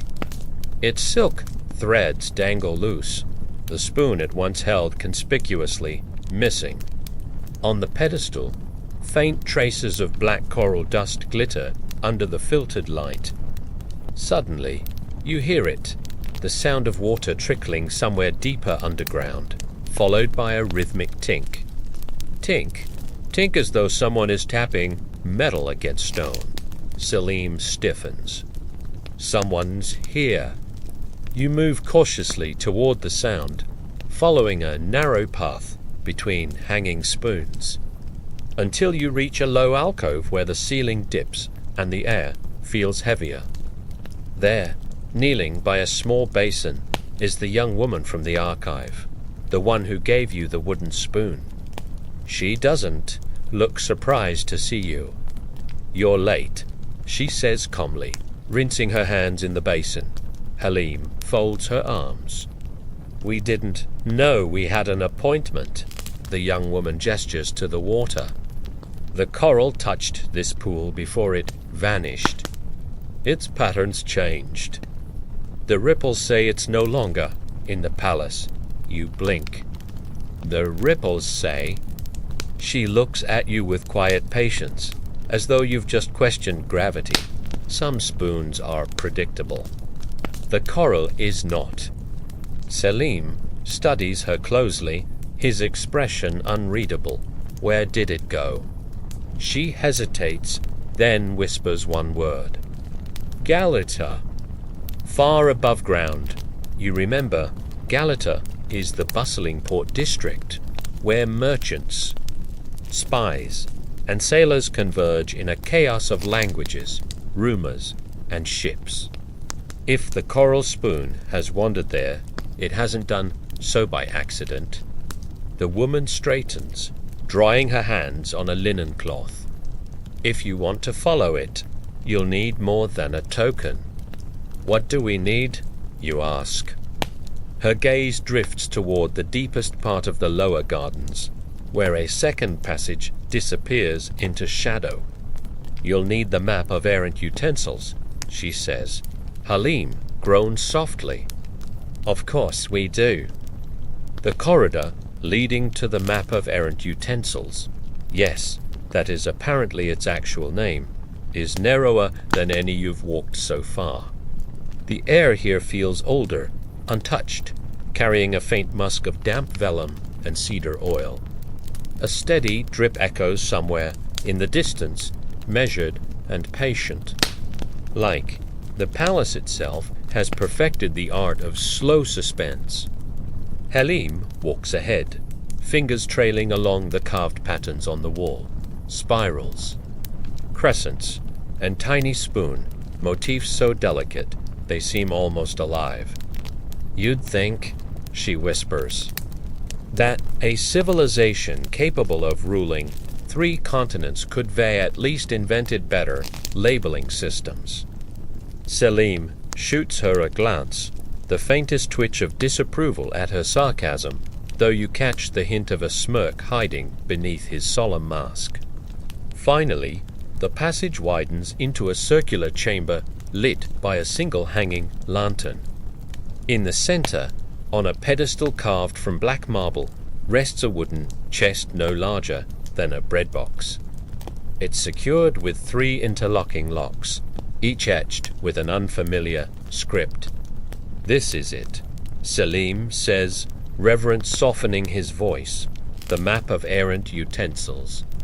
We keep it sealed because he hesitates, because the map tends to update itself. Halim blinks, like magic. No, Selim says flatly. Like politics? You lean closer, noticing faint, movements beneath the chest's surface, as though shadows are shifting inside. When Selim finally unlocks the box, the lid opens with a sigh, releasing the warm, dry scent of parchment mixed with ink. Inside lies a single sheet of ancient vellum covered in spiraling lines. Miniature sketches and hundreds of tiny spoon symbols scattered like constellations. Some shimmer faintly in the lantern light, their edges outlined with silvery ink. Here's your historical fact for this section. During the height of the Ottoman Empire, the palace's scribes really did keep detailed inventories of ceremonial utensils, down to the shape, material, and specific usage of each spoon. Some of these records still survive today, though historians debate whether certain annotations describe trade routes or coded. Diplomatic messages disguised as mundane household data, Selim spreads the map on the pedestal. As he does, one spoon, symbol near the upper corner, begins to glow faintly, pulsing like a tiny heartbeat. That's Galata, Selim says, tapping the shimmering mark. And that's where the coral spoon is now. But before you can ask how the map knows this, another symbol starts flickering rapidly. In a completely different part of the empire, Selim frowns. That shouldn't happen, he murmurs. The young woman from the lower gardens, who's followed silently behind you, steps closer. It means there's a second errant spoon, she says. Something else has moved. Halim exhales sharply. So now we're chasing to spoons. Potentially, Selim replies, his voice steady but tight. Or one spoon is creating a distraction for the other. You can't decide which possibility sounds worse. Selim begins rolling the map carefully, sliding it into a cylindrical case of carved ebony. We'll need to go to Galata, he says. But understand this. Once we leave the palace, the guild's protections no longer apply. The young woman looks directly at you. In Galata, she says softly, the spoons choose you. Somehow, that does not sound comforting. You sling the map case over your shoulder, the leather strap cool against your palm. Halim mutters under her breath about sleeping through history class and getting cursed by kitchenware. But she follows anyway. As you ascend back toward the sunlight, the palace gardens greet you with birdsong and the scent of blooming lilacs. A sensory reminder that above-ground life remains perfectly normal, utterly unaware of the spoon politics unraveling below. Pack lightly, Selim says, adjusting his robe. Galata is unpredictable, which is the diplomatic way of saying prepare for chaos. By the time you reach Galata, the city is already humming with energy. The narrow cobblestone streets twist like coiled ribbons, lined with tall stone houses whose wooden balconies nearly kiss overhead. Laundry flaps lazily in the morning breeze, bright splashes of color against pale stucco walls. The air smells of salt, roasting chestnuts, and something faintly metallic from the nearby shipyards. Voices rise and fall in a chorus of overlapping languages: Greek, Arabic, Venetian, Armenian, Ladino, blending into a constant, living murmur. Selim leads you down a shaded alley, avoiding the main marketplace, where merchants shout about saffron prices and porters haul crates filled with figs, lemons, and copper bowls polished so brightly they catch the sun like fire. This district, Selim explains quietly, is where information moves fastest. Faster than gold, faster than grain, faster even than rumors about Sultan's favorite desserts. Halim leans toward you. Translation: if someone so much as whispers about a missing spoon, 10 dockworkers will know before lunch. As if on cue, you pass a stall displaying spoons, dozens of them carved from horn, bone, and mother of pearl. The vendor, a thin man with an impressive silver mustache, greets Selim with a knowing nod, looking for something. Rare, he asks, voice low. Selim answers carefully. Something passed this way, coral, Ottoman make.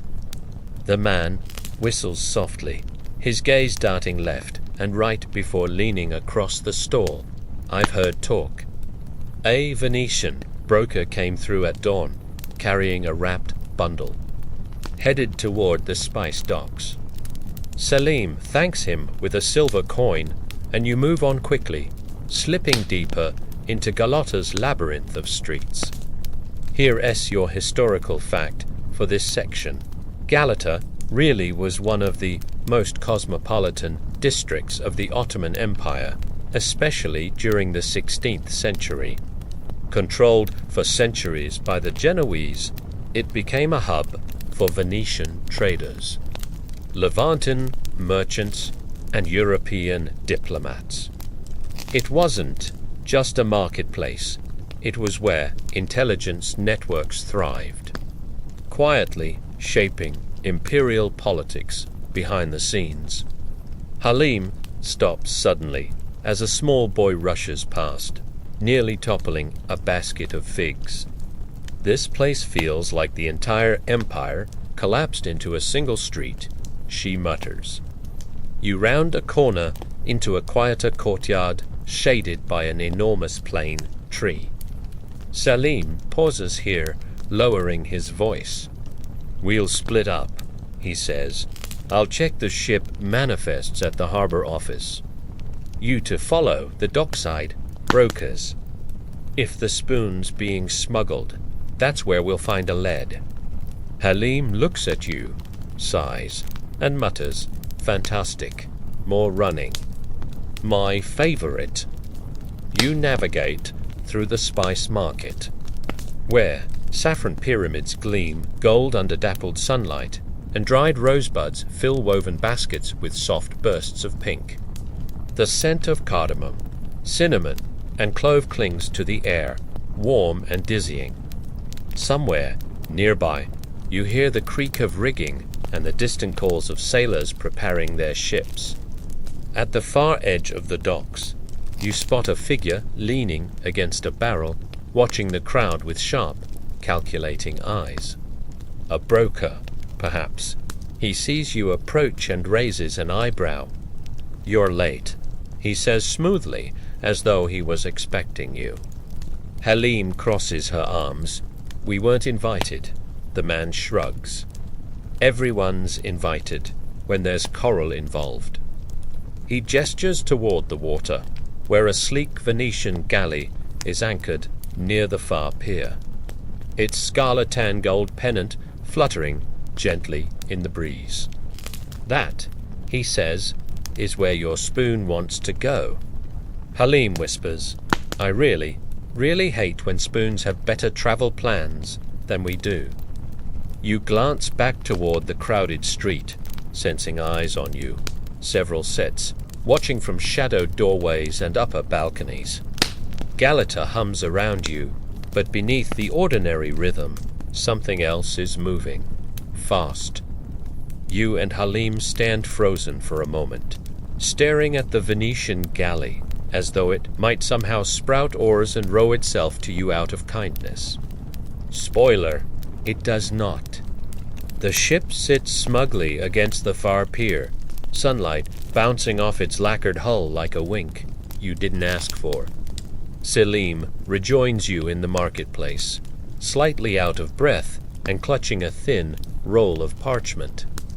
The manifests confirm it, he says between steadying breaths. A Venetian broker purchased something coded as Corallo da Notte, night coral, departing at sunset. Halim squints at him. You're sure that's the spoon? Selim gives her a look. When something sells for the price of a villa, it's rarely a salad fork. As he speaks, you can't help noticing a crowd forming near the docks. Traders, sailors, brokers, all buzzing like bees in anticipation. You're about to ask Selim for the plan when he pulls 3 dull-colored cloaks from his satchel and hands them out. "Blend in," he says. Merchants are less suspicious of other merchants than palace agents. Halim sighs, swinging hers around her shoulders. Because nothing screams subtle like 3 overdressed strangers loitering by an expensive boat. Selim ignores her, guiding you down a narrow side path toward the water. As you move, the sounds of the market fade into a steady mix of gull cries, creaking ropes, and the rhythmic slap of waves against wood. The scent of brine sharpens with each step until you reach the edge of the pier. The Venetian galley looms close now, sleek, polished, and guarded by sailors in crimson sashes. Their polished breastplates catch the sunlight in quick, blinding flashes, giving them the appearance of walking mirrors. Selim pauses. "We need to get aboard," he murmurs, but openly, not as thieves. Venetians love paperwork. Halim leans close to you, whispering, translated, "Bribes." He means bribes. Sure enough, Selim approaches a uniformed officer, producing a sealed scroll embossed with the tugra, the imperial calligraphic signature of the Sultan himself. The officer examines it, raises a single, skeptical eyebrow, then gestures you forward without a word. Here's your historical fact for this section. During the 16th century, Venetian merchants frequently collaborated with Ottoman officials despite political rivalries. Galata became one of the rare places where imperial paperwork from both sides could bypass customs checks entirely. Yes, bureaucracy occasionally works faster than gossip. The galley's deck feels strangely quiet compared to the chaos of the marketplace. Polished planks gleam beneath your feet, and coils of rope lie neatly stacked beside barrels marked with cryptic Venetian symbols. The crew, busy hoisting sails and sorting cargo, barely spare you a glance. Selim leads you below deck, ducking beneath a low beam as the air grows damp, and heavy with the scent of tar, salt, and something faintly sweet, perhaps imported citrus stored nearby. Inside the cargo hold, lit by a single swinging lantern, you find crates stacked like small fortresses. Selim opens his parchment again, scanning coded symbols, until he points to a crate in the far corner. That one. Halim gets there first, prying open the lid. Inside, cushioned in layers of embroidered silk, lies the coral spoon, delicate, luminous, almost absurdly fragile. Its reddish hue seems to glow faintly in the dim light, like sunset trapped in solid form. But before Selim can lift it, a voice cuts through the air, sharp as a drawn blade. Step away from that crate. You spin toward the shadowed entrance to see a figure framed against the lantern-esque glow, tall, cloaked, and masked in polished brass shaped like a hawk's beak. Two more masked figures flank them, their curved sabers resting lightly against their hips. Halim whispers, "Great. Spoon pirates. Perfect." Selim exhales slowly, clearly not surprised. "The guild warned me about this," he says. "The Order of the Hawk." The leader steps forward. "That spoon doesn't belong to the Sultan," they say coolly. "It belongs to history." And then, without waiting for Selim's reply, they lunge. The cargo hold explodes into motion. Lantern light swings wildly, throwing fractured shadows across the crates. as the masked intruders rush forward. Selim sidesteps the first attacker, grabbing your arm to yank you behind a stack of barrels. Halim, meanwhile, grabs the nearest weapon available, an impressively large ladle from an open crate of kitchenware. Improvised heroism, she mutters, brandishing it like a saber, always my favorite genre. The leader of the masked figures advances toward the coral spoon, but Selim blocks their path, his voice low and steady. You don't want to do this, he warns. On the contrary, the figure replies, their accent carrying the faint lilt of Venetian schooling. We've been hunting these spoons for 30 years. They're not utensils. They're archives. Halim freezes mid-swing. I'm sorry, archives. Yes, the leader says without missing a beat, encoded with coordinates, trade ledgers, and treaties hidden within the coral's molecular patterns. You blink? Molecular? Halim mutters under her breath. We're centuries too early for that word, but okay. Here's your historical fact for this section. In reality, Ottoman artisans sometimes used elaborate engravings on ceremonial utensils to conceal diplomatic codes, embedding information in patterns only interpretable by trained scribes. Whether spoons were involved is debated. Selim steps forward, his hand hovering protectively near the crate. If you truly knew what this spoon contains, he says softly, you'd realize why the palace locked it away. The leader hesitates, but only briefly, before signaling their companions. One darts toward the spoon, while the other lunges in your direction. You duck instinctively, the blade whistling over your head, and crash into a stack of citrus crates instead. A dozen oranges roll dramatically across the floor, not helping. Halim uses the chaos to her advantage, swinging her ladle in a surprisingly graceful arc that knocks the attacker's mask sideways. Score 1 for kitchen utensils, she says breathlessly. The leader realizes the fight is turning noisy to noisy. From above, you hear shouts in Venetian and the stomping of boots as sailors race toward the commotion. This isn't over, the masked figure hisses, retreating toward the shadows. We'll find the spoon again. And just like that, they vanish into the darkness of a secondary hatch, leaving the cargo hold filled with silence, citrus, and your rapid heartbeat. Selim kneels beside the crate, lifting the coral spoon carefully into a velvet-lined case. We can't stay here, he says firmly. They'll return, and next time they won't miss. Halim breathes out slowly, her shoulders relaxing just slightly. So, she says, the spoon is safe, but we've accidentally declared war on a masked utensil cult. Selim closes the case, his voice calm, but clipped. Essentially. Back on deck, the Venetian captain is waiting, arms crossed and expression stormy. If you've brought Ottoman politics onto my ship, he says, you'd better take them back off. Selim bows stiffly. We were never here. You step onto the pier again as the evening sun paints the water in molten gold, the galley's shadow stretching long across the harbor. Around you, Galata hums on as though nothing happened, as though you didn't just stumble into a centuries-old conspiracy involving spoons, treaties, and an entire secret order. Halim exhales, hands on hips.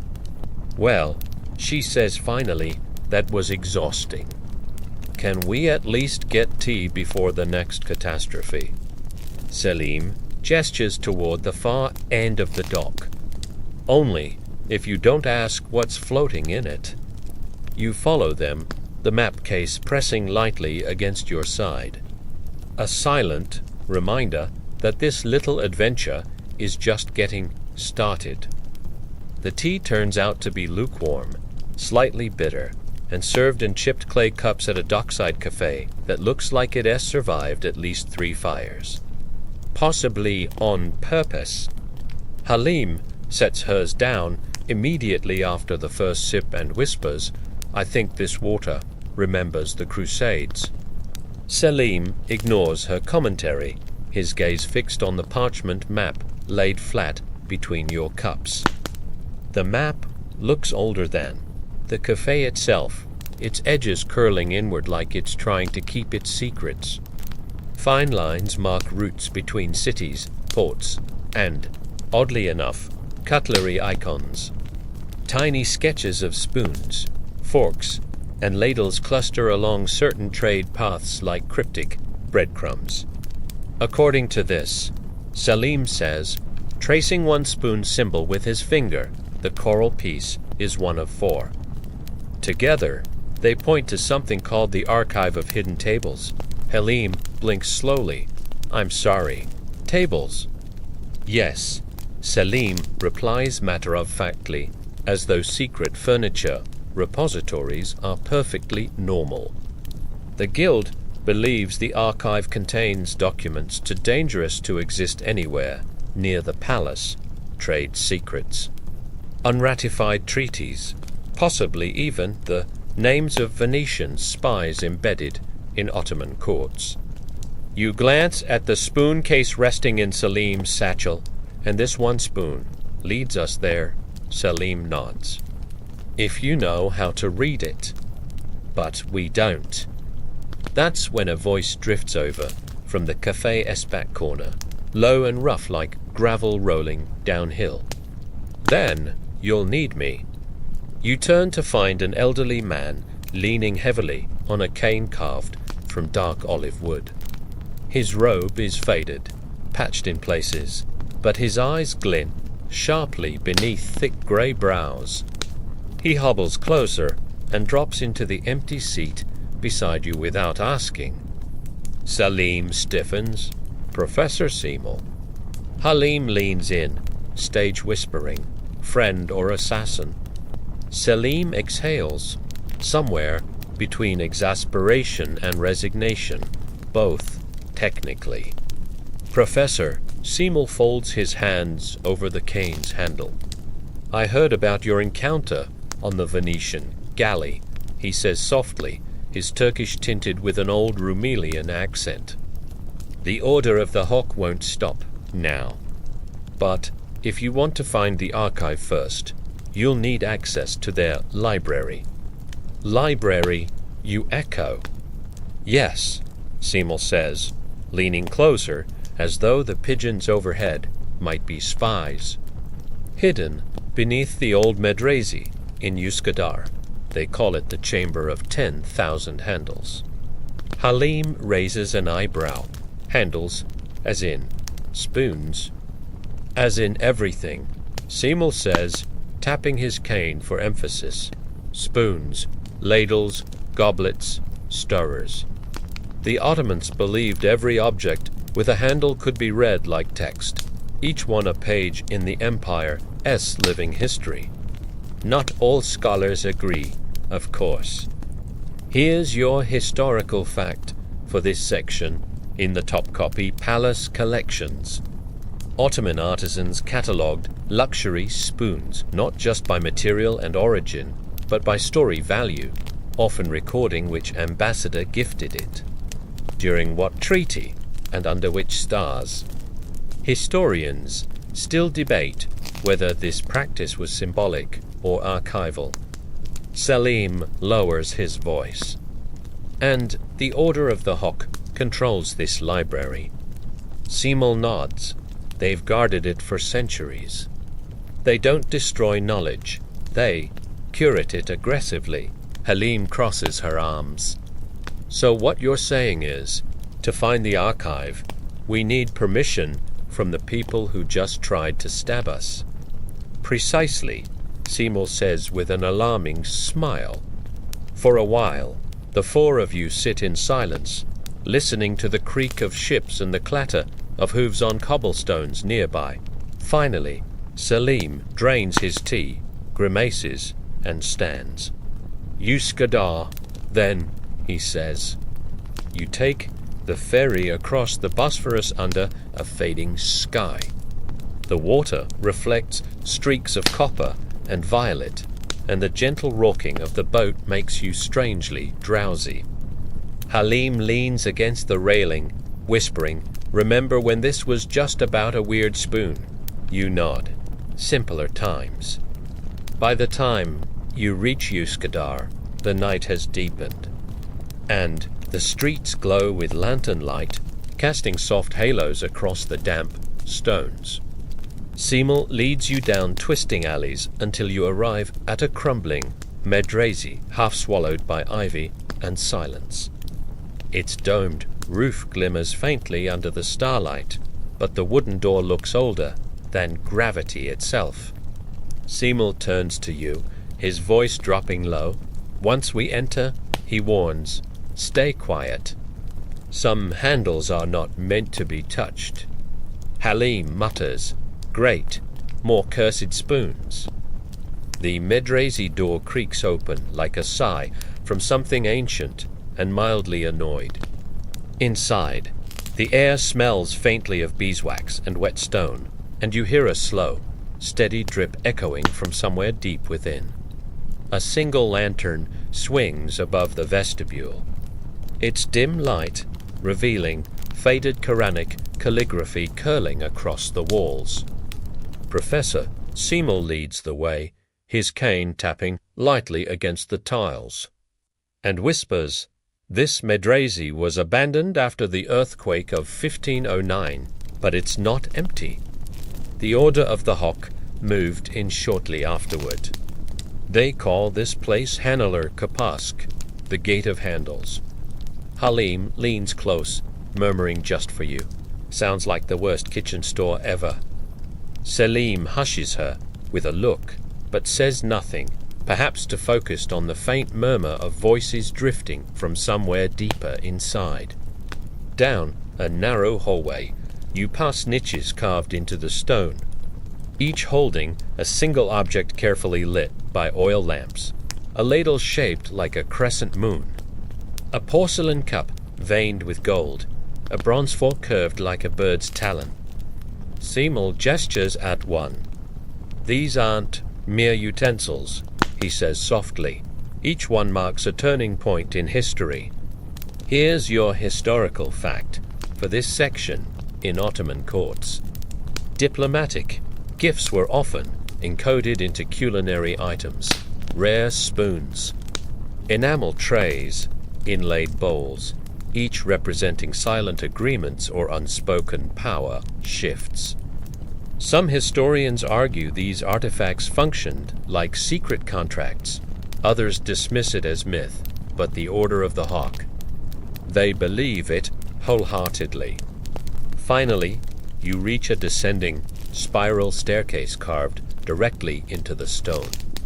At the bottom lies a massive circular chamber lit by hundreds of flickering lamps. Shelves curve along the walls, stacked floor to ceiling with boxes, scrolls, and artifacts, but the centerpiece is a single glass case surrounded by silk ropes. Inside the case sits a spoon, so strange it defies logic, carved from obsidian, etched with constellations, and tipped with a handle shaped like a hawk's wing. "The spoon of Selim," Simel whispers reverently.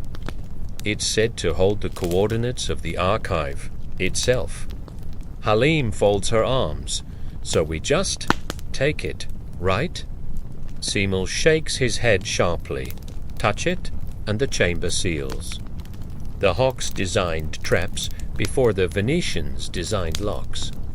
Selim studies the spoon carefully, his brow furrowed. "Then we need an invitation, or leverage. That's when a shadow detaches itself from the far wall. A masked figure steps into the light, the same hawk-beaked leader from the galley, their cloak trailing like spilled ink. You were warned. they say softly, their voice carrying just enough menace to silence Halim's retort before it starts. Yet, you've followed us into our sanctum. Selim meets their gaze evenly. Because we want the same thing, the archive. The leader tilts their head. Do you? They ask, circling slowly around the glass case. Do you even know what's buried there? Secrets older than your empire, treaties signed in bloodless ink. Names of sultans erased from history. Halim whispers. Sounds like a bedtime story that ends badly. The masked leader pauses, then points to Selim's satchel. Give us the coral spoon. Prove your intent. Selim hesitates, his hand resting on the case, and you feel the weight of the decision pressing down like the humid air around you. Seymour breaks the silence. If we give them the coral spoon, he says softly, we get one chance at their trust. But betray them, and the Hawks will erase us like ink in water. You glance at Halim. She whispers, no pressure, but this is the part where we either make history or accidentally redecorate it. You don't breathe for a moment.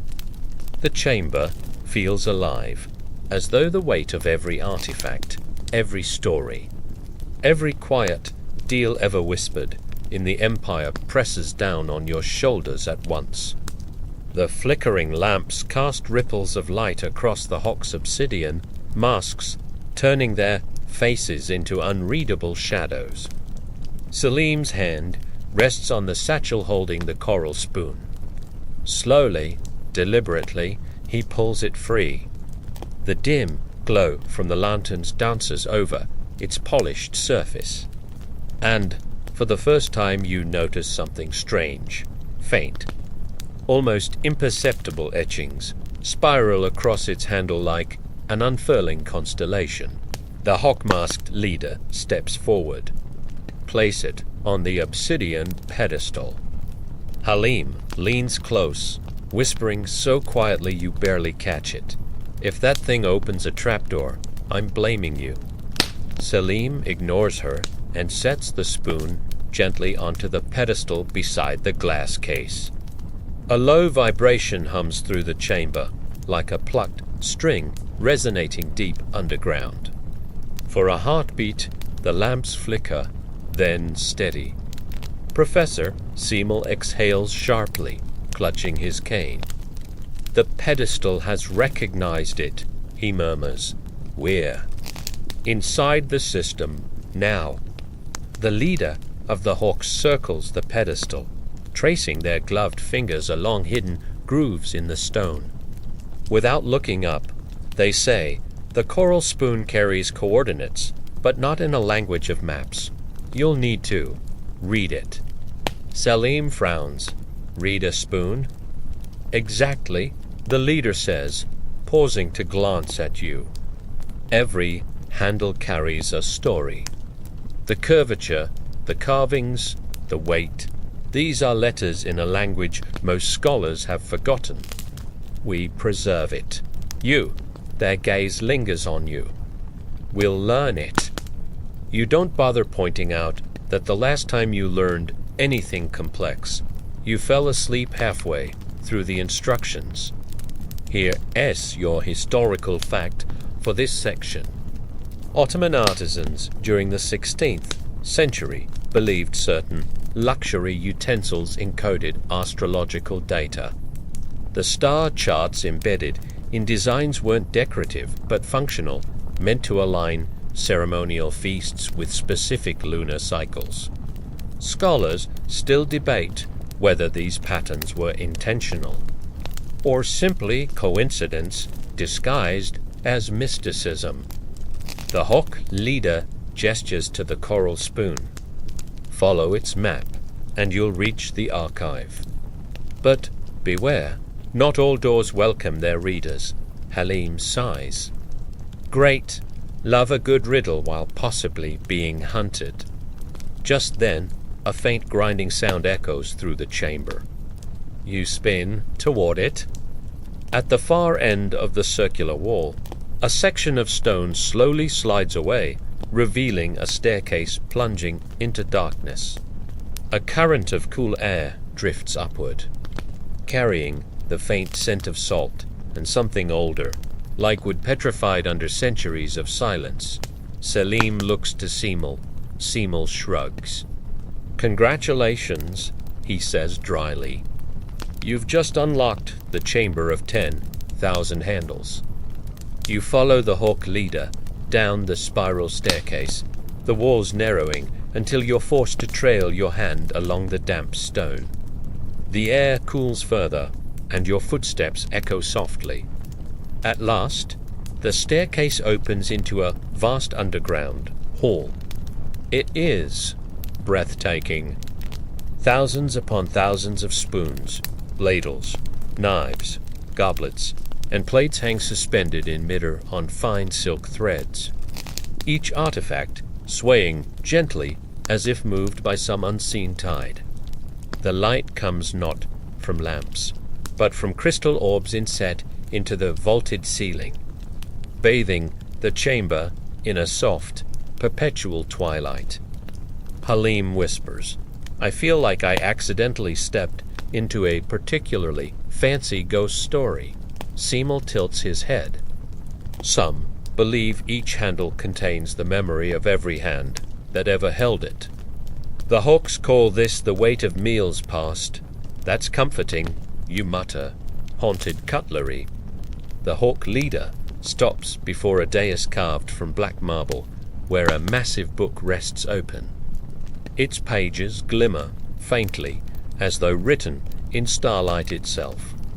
"This," the leader says softly, "is the ledger of forgotten tables. Every secret treaty, every unspoken promise, every bribe hidden beneath a banquet, recorded here." Selim stares. "And you've guarded this for centuries."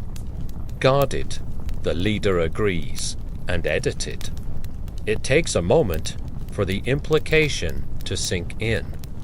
Halim mutters under her breath, "Oh good, they're the Empire's historians and censors." But before you can respond, the hawk's leader turns sharply toward Selim. "Now we talk about your father," they say. Selim stiffens. "What about him?" The leader steps closer, lowering their voice so only the four of you can hear. "He built the archive." You blink, trying to process what you just heard, but Halim beats you to it. "I'm sorry. What now?" The hawk leader ignores her, their gaze fixed on Selim. "Your father designed the archive's locks. The coordinates carved into this spoon, his doing. He was one of us, before he vanished." Selim's jaw tightens, though his voice stays calm. "He left when I was 7. "Yes," the leader says, "because he discovered something inside the archive. Something he refused to give us." A heavy silence stretches between you, punctuated only by the soft creaking of suspended spoons swaying in unseen currents. Finally, Professor Semel clears his throat gently. "I assume you didn't bring us here just for family drama," he says, adjusting his grip on the cane. The hawk leader turns toward the black marble dais and gestures to the ledger of forgotten tables. "What your father hid is connected to this book. A missing chapter, torn out centuries ago, detailing a pact between the Ottoman court and the Venetian doges. If that chapter resurfaces, it could unravel everything we know about the Empire's expansion." Halim frowns. "So, if I'm understanding this correctly, history itself is basically one long game of who misplaced the homework." Selim ignores her and steps closer to the dais, placing his fingertips lightly on the edge. "You want me to find this missing chapter?" he says flatly. The leader nods. "And we'll help you, but..." Their masked head tilts slightly. "One of you will betray the others before we reach it. There's a pause. Then Halim blurts out, "It's definitely not me. I don't even like books." You want to laugh, but the way the hawk leader says it, calm, absolute, freezes the air around you. Here's your historical fact for this section in the late 15th century. The Ottoman court maintained secret duplicate ledgers recording unofficial negotiations. Scholars know these existed because fragments survive today. But nobody agrees on how many copies there were or where the originals ended up. Some believe they were intentionally scattered to prevent central control. Selim straightens, visibly wrestling with something. "If my father hid this chapter," he says slowly, "then he must have left clues somewhere only I'd know to look." Professor Seymour nods thoughtfully. Perhaps the archive isn't just physical. Perhaps it's layered, objects, texts, and memories. Halim groans. "Oh, fantastic. We're going on a scavenger hunt through someone's childhood trauma. You barely notice at first, but the suspended spoons are moving more now, swaying rhythmically as though stirred by some invisible tide." The hawk leader glances upward, and for the first time you catch something like Enni's in their posture. "They've found us," they whisper. Selim looks sharply at them. "Who has?" The leader turns slowly toward the chamber's far wall, where the shadows seem to thicken unnaturally, pooling into something deeper than darkness. The order's rivals, they murmur. "The Venetian ghost network." Halim blinks. "I'm sorry. The what now?" Seymour's face goes pale. "Agents trained to erase archives by erasing memories. If they're here." The leader cuts him off sharply. "Then we move. Now." The suspended spoons clink together softly, like 1,000 tiny bells ringing in alarm. You move fast, but the vast underground hall seems to stretch endlessly, every step swallowed by soft echoes. The hawk leader guides you toward a narrow passage hidden behind the marble dais, one hand raised, signaling silence. The deeper you go, the colder it gets, until your breath hangs in faint clouds. The walls here are carved, not with symbols but with flowing patterns, spirals and waves that seem to ripple in the lantern light. You brush your fingertips across them and realize they're spoons.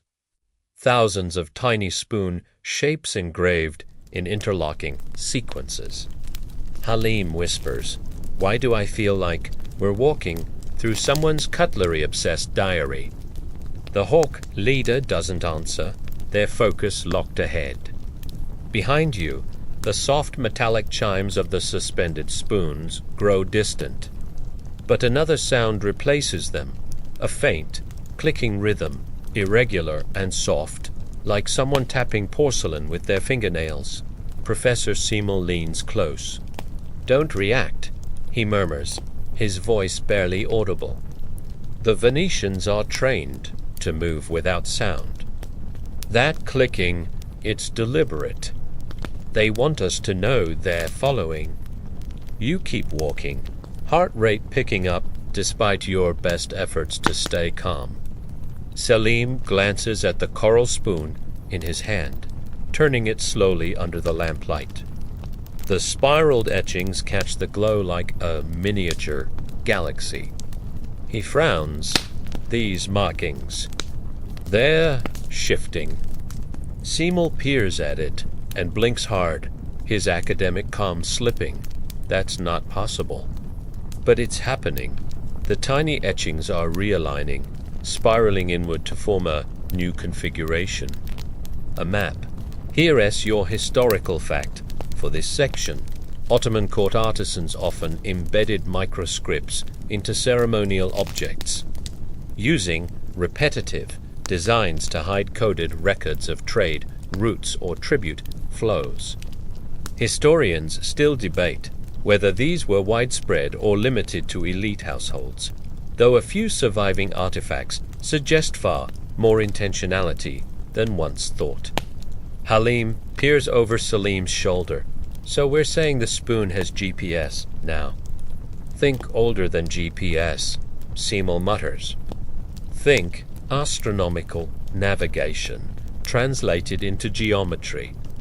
The hawk leader slows as the passageway opens into a smaller, circular chamber. Unlike the hall above, this room is unadorned save for a single stone table in the center. Upon it rests a second pedestal, this one carved from translucent jade, faintly glowing from within. This is the convergence table, the leader says quietly. Only here can the spoon's coordinates be unlocked. Salim places the spoon onto the jade pedestal.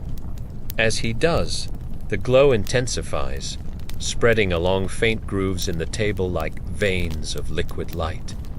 The spiral etchings blaze brighter, rotating until they stop, pointing toward a sealed door at the far end of the chamber.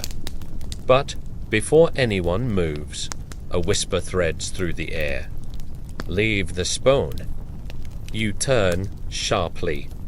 Shadows gather along the doorway, resolving into three figures dressed in deep indigo robes.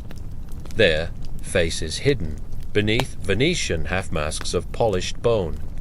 Each holds an object in their hands, not weapons exactly, but small crystal spheres that seem to shimmer faintly, refracting light unnaturally. The hawk leader steps forward, voice steady. You don't belong here. One of the masked figures tilts their head. Neither do you. Seymour mutters, "Oh, excellent. Everyone's territorial tonight." The Venetians step closer, the crystal spheres pulsing softly. Spoons are stories, the lead figure says, voice smooth as glass, and stories belong to everyone, especially the forgotten ones. Halim whispers to you, pretty sure forgotten is just code for stolen. The tension thickens until Salim speaks softly. If you want the spoon, you'll have to follow where it leads. And with that, he snatches the coral spoon from the pedestal, the grooves of light collapsing instantly into darkness. The jade pedestal dims. The Venetians freeze for a moment, then advance silently, fluidly, unnervingly coordinated. Run, the hawk leader hisses. And you do. You're sprinting down a narrow corridor, the air damp and close, stone walls blurring on either side. Behind you, the Venetians move soundlessly. But you know they re there. The faint crystalline hum of their artifacts fills the air like static before a storm. The hawk leader veers sharply left, leading you into a downward spiral staircase. The archive's heart, they call over their shoulder. It's below. Step after step, the air grows heavier, cooler, and charged, like a summer night before distant thunder. Finally, you spill into a vast chamber unlike anything you've seen before. Imagine a library, but flipped inside out.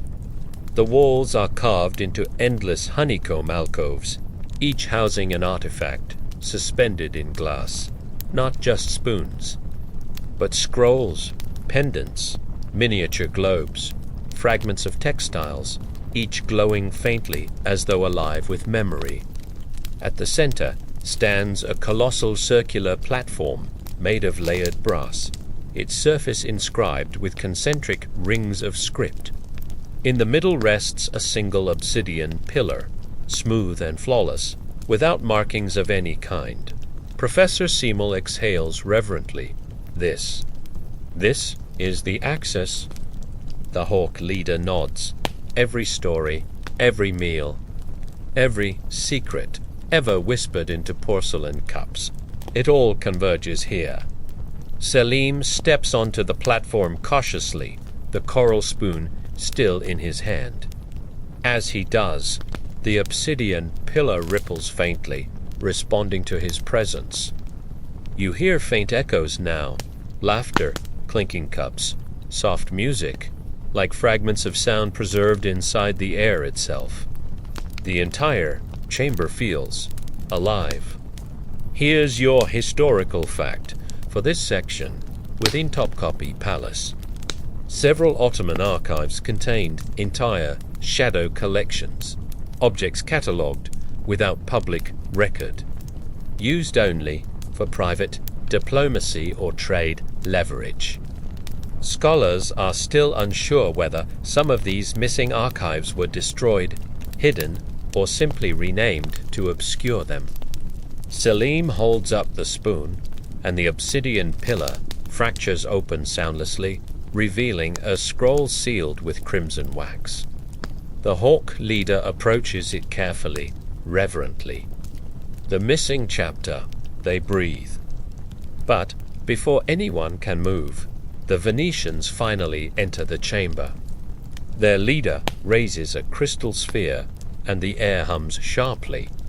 You brace for chaos, but then the hawk leader speaks quietly. Wait, this doesn't need to end in ruin. For a long, tense moment, nobody moves. Then Selim steps forward, holding the spoon out between both groups. This belongs to neither of you, he says softly. It belongs to history, to everyone. The Venetians exchange a silent glance, then lower their spheres. The hawk leader nods slowly. Then we guard it together. And just like that, the tension dissipates, replaced by an uneasy truce. The lights in the archive dim softly, shifting into a warmer, amber glow. The buzzing quiets. The walls, the artifacts, even the air itself seem to exhale relief. Professor Seymour finally breaks the silence. Well, he says, leaning on his cane, I suppose that concludes our little bedtime scandal. Halim smirks. Bedtime? I nearly had a heart attack. You breathe deeply, letting the calm settle over you.